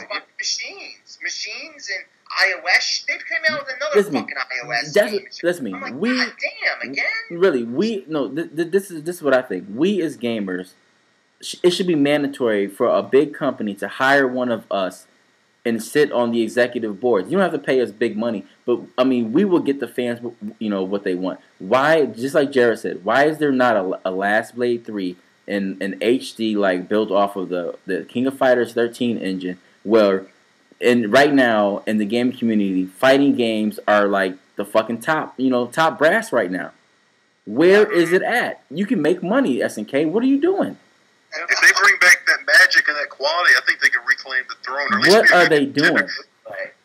Because the thing is, like the Neo Geo X, we talked about it earlier. Like, I still want one for the handheld. I just want the price to get right. But the problem is, even when that came out, I was like, I've got a PSP and I've got SNK Classics Volume 1. I've already got the same thing, basically. And plus, not even that, it's like SNK, it's like they need to take that risk with Last Blade 3 or something because all they're really doing besides those damn Plinko machines are compilation volumes of past games. It's the same stuff rehashed over and over. Pussy. Exactly. They could do something new. They haven't released anything since, I believe, and I'm going to guess it out here, since 2011. I think they did. 13. KOF 13. Yeah, exactly. That was the last time they did was fucking 2011. They fucking released that game and, music CD. Well, actually, they didn't fucking release it. Let me restart the fucking thing. That was Atlas who fucking published it. Yeah, published it. And the thing is that we used to have compilations. They used to make newer shit. Like, even though it would be distributed by maybe either Atlas or Ignition and thing, because I just got for the PSP and the DS Metal Slug 7 or Metal Slug Double X or whatever the fuck that. And they're really fucking dynamic games and shit. And the point is that, in the PS2 they were making stuff, and then they just came here, they just made one fucking game. I'm like, God damn, like, I can see one game a year. I can see maybe, like, because they want to sit down, take their time, do what they got.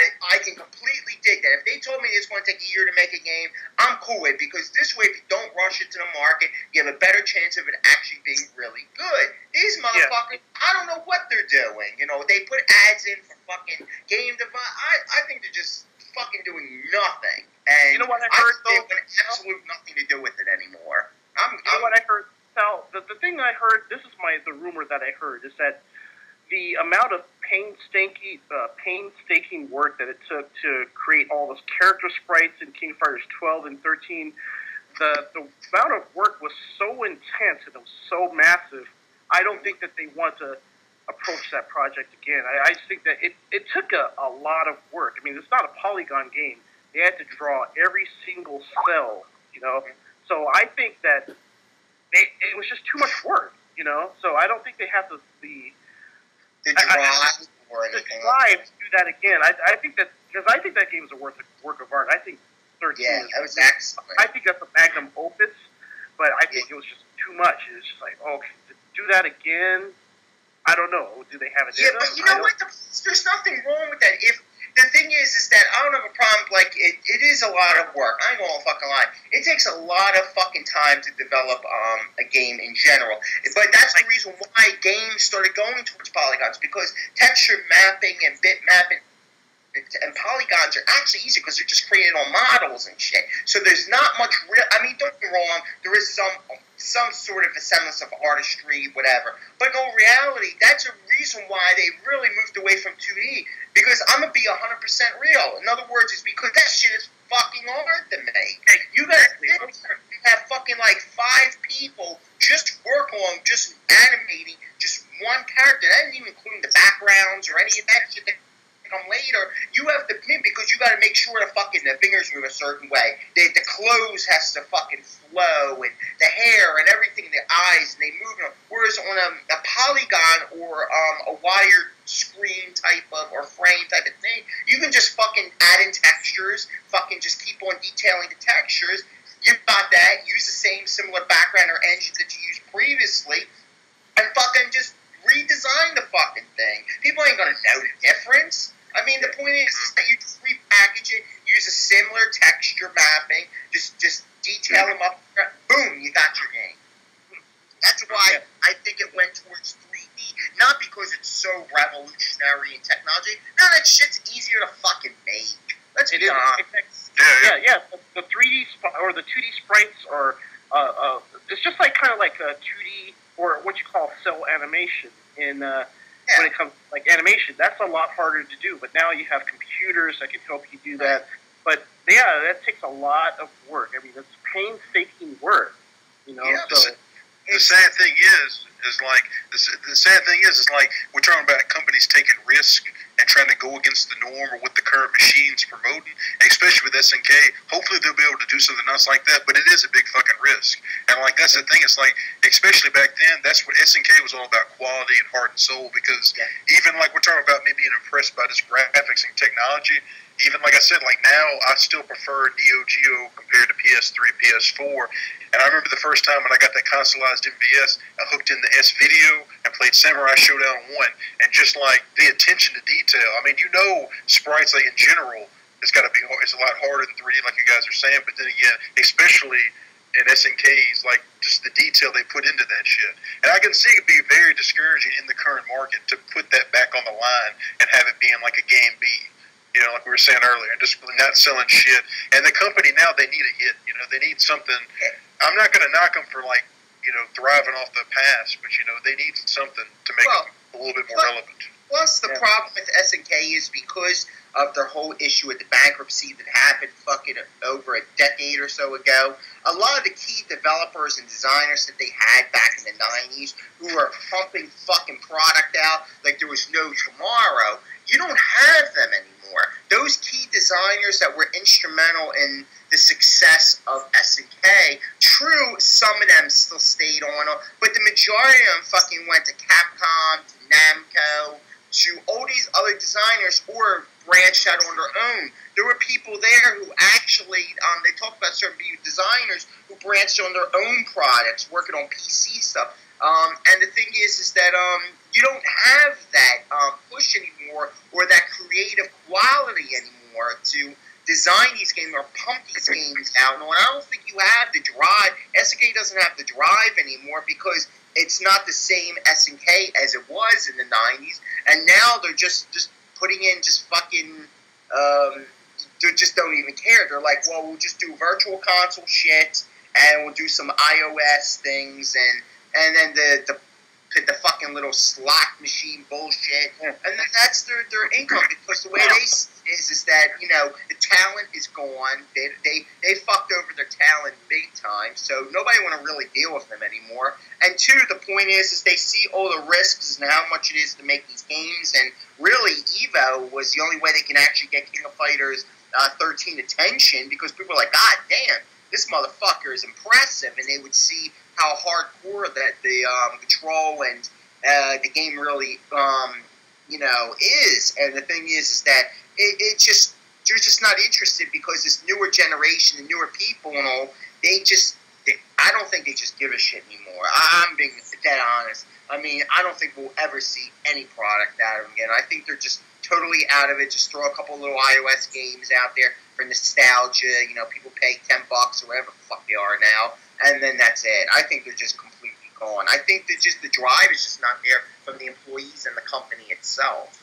And even the same with fucking Capcom. Like, the drive is just not there. They just want to put out whatever product that they feel is going to be big time, and then they fell on their ass a few times, and that actually scared a lot of companies, because if a company like Capcom, who's a giant, but a lot of it was their fault why they fell, now is, sitting there on the fucking food stamp line because of all their mistakes that they made trying to be Call of Duty fucking clones, or trying to be the Tomb Raider clone or the action game clone. And they are now fucking sitting there, possibly eating fucking canned goods because, their mistakes or their foolishness and all. So, yeah, it's a different climate and market than it was years ago. Yeah. I want to... I'm sorry, I don't mean to cut anybody off. I just want to go back. Botza sent me a link to the Shaq Fu Kickstarter. And I checked out the whole page. I was reading some stuff. I just want to make this clear. Okay, if you fucking support this, just go ahead, hang that shit up, go get a gun, and just end it. Cause that Shaq Fu, guys. That's one of the worst games of all time. Did you see it was $20,000, you get a dinner with Shaq. $20,000 and you get a dinner with Shaq. Get the fuck, come on, man. $403,000. $403,000 I see on there. Oh my god, they're almost to their goal. Come on, man. 52 hours. The thing is, it's like, here's the thing. It's like, and this is going back, I guess, to collectors and fanboys in general. It's like Shaq Fu 2. Who the fuck, like you said earlier, who the fuck wants that to begin with? The second thing is, like, I just don't see, you got the rarity, like, I'm talking about, like, Nintendo Action 52 fans. Like, all these fans of these bad games. Like, Shaq Fu, why the fuck are they treating it trendy? Why do they want another sequel? They probably never played the first one to begin with. Why do you support bad games? It's like the whole thing, buy what I collect. There's way too many people that want entire Nintendo, even Genesis collections, and I'm like, there's too many shitty games. I want nothing to do with it. A bad game is a bad game. I'm not going to fill my shelves with shit just because they look cosmetically. Like, really, like, especially, they're bad games. Like, I give them away. I've given away in the past to other people. It's just some things you don't want any kind of part of. I don't see who's this wildfire with Shaq. I just don't see why Shaq 2 is coming out. That's what I'm trying to say, Botza. We should start bringing back fucking Sewer Shark. Why not? Yeah, Why not?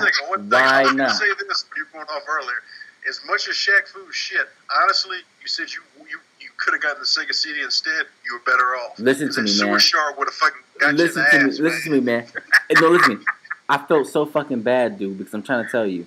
Like, Shaq Fu at the time with that CD, I'm trying to tell you, like, brand new, it was like about like $70, and they were fucking, like, at Toys R Us, they were giving away the Sega CD. And the Sega CD, it came with Sonic CD, the Sewer Shark pack-in, and it came with like Mortal Kombat 2. I was so fucking mad. It was buyer's remorse. As a fucking little kid, so I couldn't drive myself back to the store. You see what I'm saying? I had to fucking hold that L in my chest. You understand? That shit was a loss. We had to hold that shit. You had to hold that shit until like Christmas or birthday. You know what I'm saying? Like, you had to hold that shit. Yeah, that was a big mistake. That was a big mistake. It's like, yeah, you had to live with it. You had to live with that shit. Buyer's remorse. Buyer's remorse as a little kid is the fucking worst. What was the music CD? Was it him rapping? It was him. Yeah, it was him rapping. Like, listen to me. One of the lines, so you know I'm not bullshitting you, was like, I float like a cloud and I sting like a jungle bee. That was one of the lines from the rap. That's what. So you know I'm not bullshitting. You know what I'm saying? I bought that game brand new. It was trash. Trash.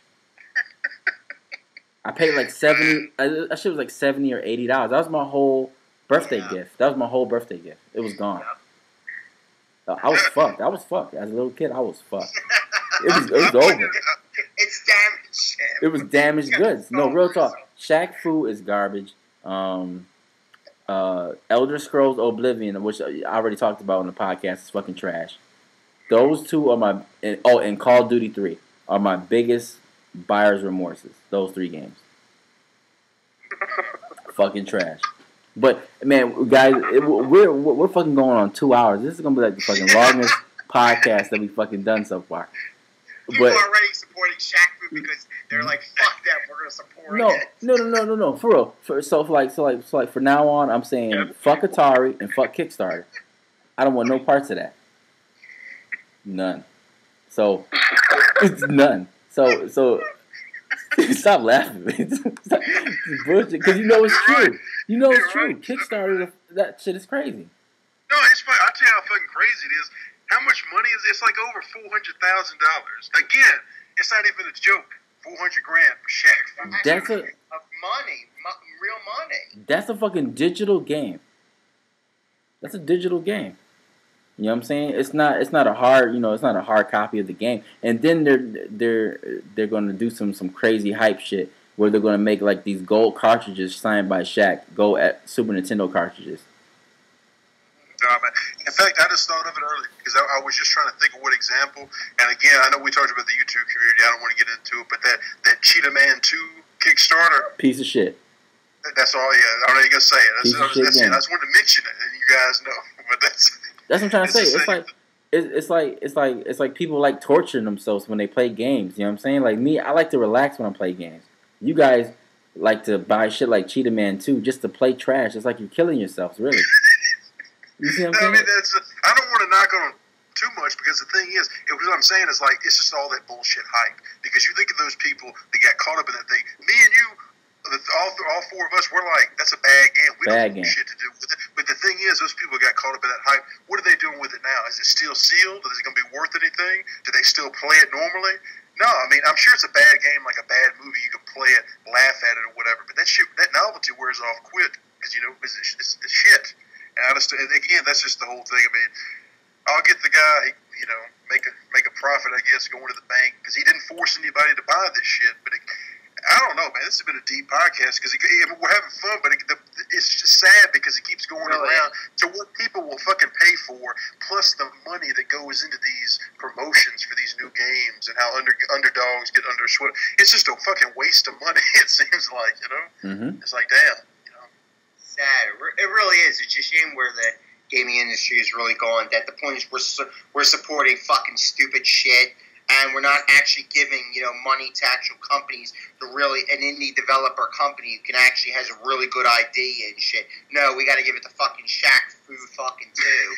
Yeah. I mean, it's sad. It shows you. You know what it really does? It shows you how fucking like subpar the fucking human race is that we'll pay for a fucking shit game, but we'll not support fucking people who have indie games that are good, like the people who invented like Super Meat Boy and all those other people who should deserve to have money to put games. No, but it shows you how fucking stupid we really are. Like our IQ points have probably fucking dropped drastically fucking from doing stupid shit like this rather than supporting an actual indie developer who could be really good and push out real good product and all, that we're just promoting folly because, it's trendy, or because Shaq Fu was so fucking bad because of the internet hyping it up, now it's a cultural icon.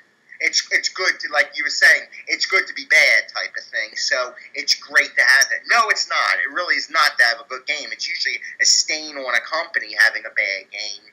And, it's a shame that, people are actually fucking promoting it and putting money towards a worthless cause. It is. You know what? I seen something recently, an article, right before we wrap this up. There was an article about Microsoft doing something with the ET cartridges. Like, they were digging them up, trying, like, kind of build ET hype. Like, why? That's crazy. No, Google that before you guys, fucking retire for the night. Microsoft was digging up ET cartridges in the desert. Some shit like that. I seen an article. They found them too. They found them. They found them and a whole bunch of other shit that fucking Atari wanted to bury. Mm-hmm. They found them and shit, and now people want to auction them off for like fucking thousands upon thousands of dollars. This shit game that now it's been fucking dug up because the legend is actually a truth. Mm-hmm. And the thing is now they are fucking trying to capitalize on it. See, but then we got Game B. I'm just gonna give an example. Dragon's Crown on the PlayStation 3 would probably never get a sequel. Nope. It's sad. Nope. It is. It's a shame. A real game. Mm-hmm. See what I'm saying? But you know, that's it. All right. People go ahead. Don't know if they. Go ahead, Botza. Oh, sorry. I was just gonna say, about ET. I mean, you know what's coming. They're gonna have one of those sealed, one of those ones they found sealed with shit all over it, VGA graded, which is a whole other story for another time. But the thing is, I don't think it was staged, but some people are saying it was staged, the whole landfill thing. But the thing is, it doesn't matter. It's a fucking landfill. This shit's contaminated garbage, just trash everywhere. They're toxic waste. Man, that's what it was. It was fucking Atari fanboys, man. They sabotaged the last podcast, but yeah, we'll leave on that. That's just a trashy ass game. Fucking ET, man. Anyways, all right, man. We're gonna fucking sign off. I gotta go to bed. I got shit I gotta do tomorrow. I gotta go to church after this. You know what I'm saying? I gotta walk. I have to get clean of this fucking Kickstarter filth. So you guys, we're gonna do our sign offs and any shout outs you guys want to do, just shout them out. So we'll start off with Botza. Go ahead, man. Oh man, I want to shout out Shaquille O'Neal. Come on, man. Why you, come on. I'm gonna fucking hit the stop button in a minute, man. Why you put bullshit? No, man. It sucked the last episode got lost, but I think, again, like I said, it's another opportunity to hang out with you guys, and I think we had a lot of fun tonight. So thanks for having me on, and keep up the good work. Appreciate it. All right, we're going to go with Jared. Go ahead, man. Hey, sorry I dropped out, but yeah, just keep it short. Yeah, just appreciate anyone who's listened this far. I think we had a lot of fun. It was a great show, right? It was a lot of fun. So, yeah. So, thanks for tuning in. All right, and Sal, go ahead, man. Once again, I want to thank Botza and PC and Jared. The thing is it was a deep podcast. It was an excellent one. Hopefully, everybody will stay through the whole thing. Yeah. So you guys, once again, go check out each of everyone's channel. Botza Brand, check him out. Check out SuperHighTechGamer. Check out Mr. snkneogeoman. They all have great content. I'm subscribed to them before we even started the podcast, and once again, I just met Botza, and I really like his channel. I've been going through his stuff and digging it. So, I hope you guys enjoy the podcast. This is an extra long one, so just like Sal said, I hope you guys stick with it. I'm just gonna give one shout out to my man Lloyd, because Lloyd helped me out this morning, getting some MAME stuff going.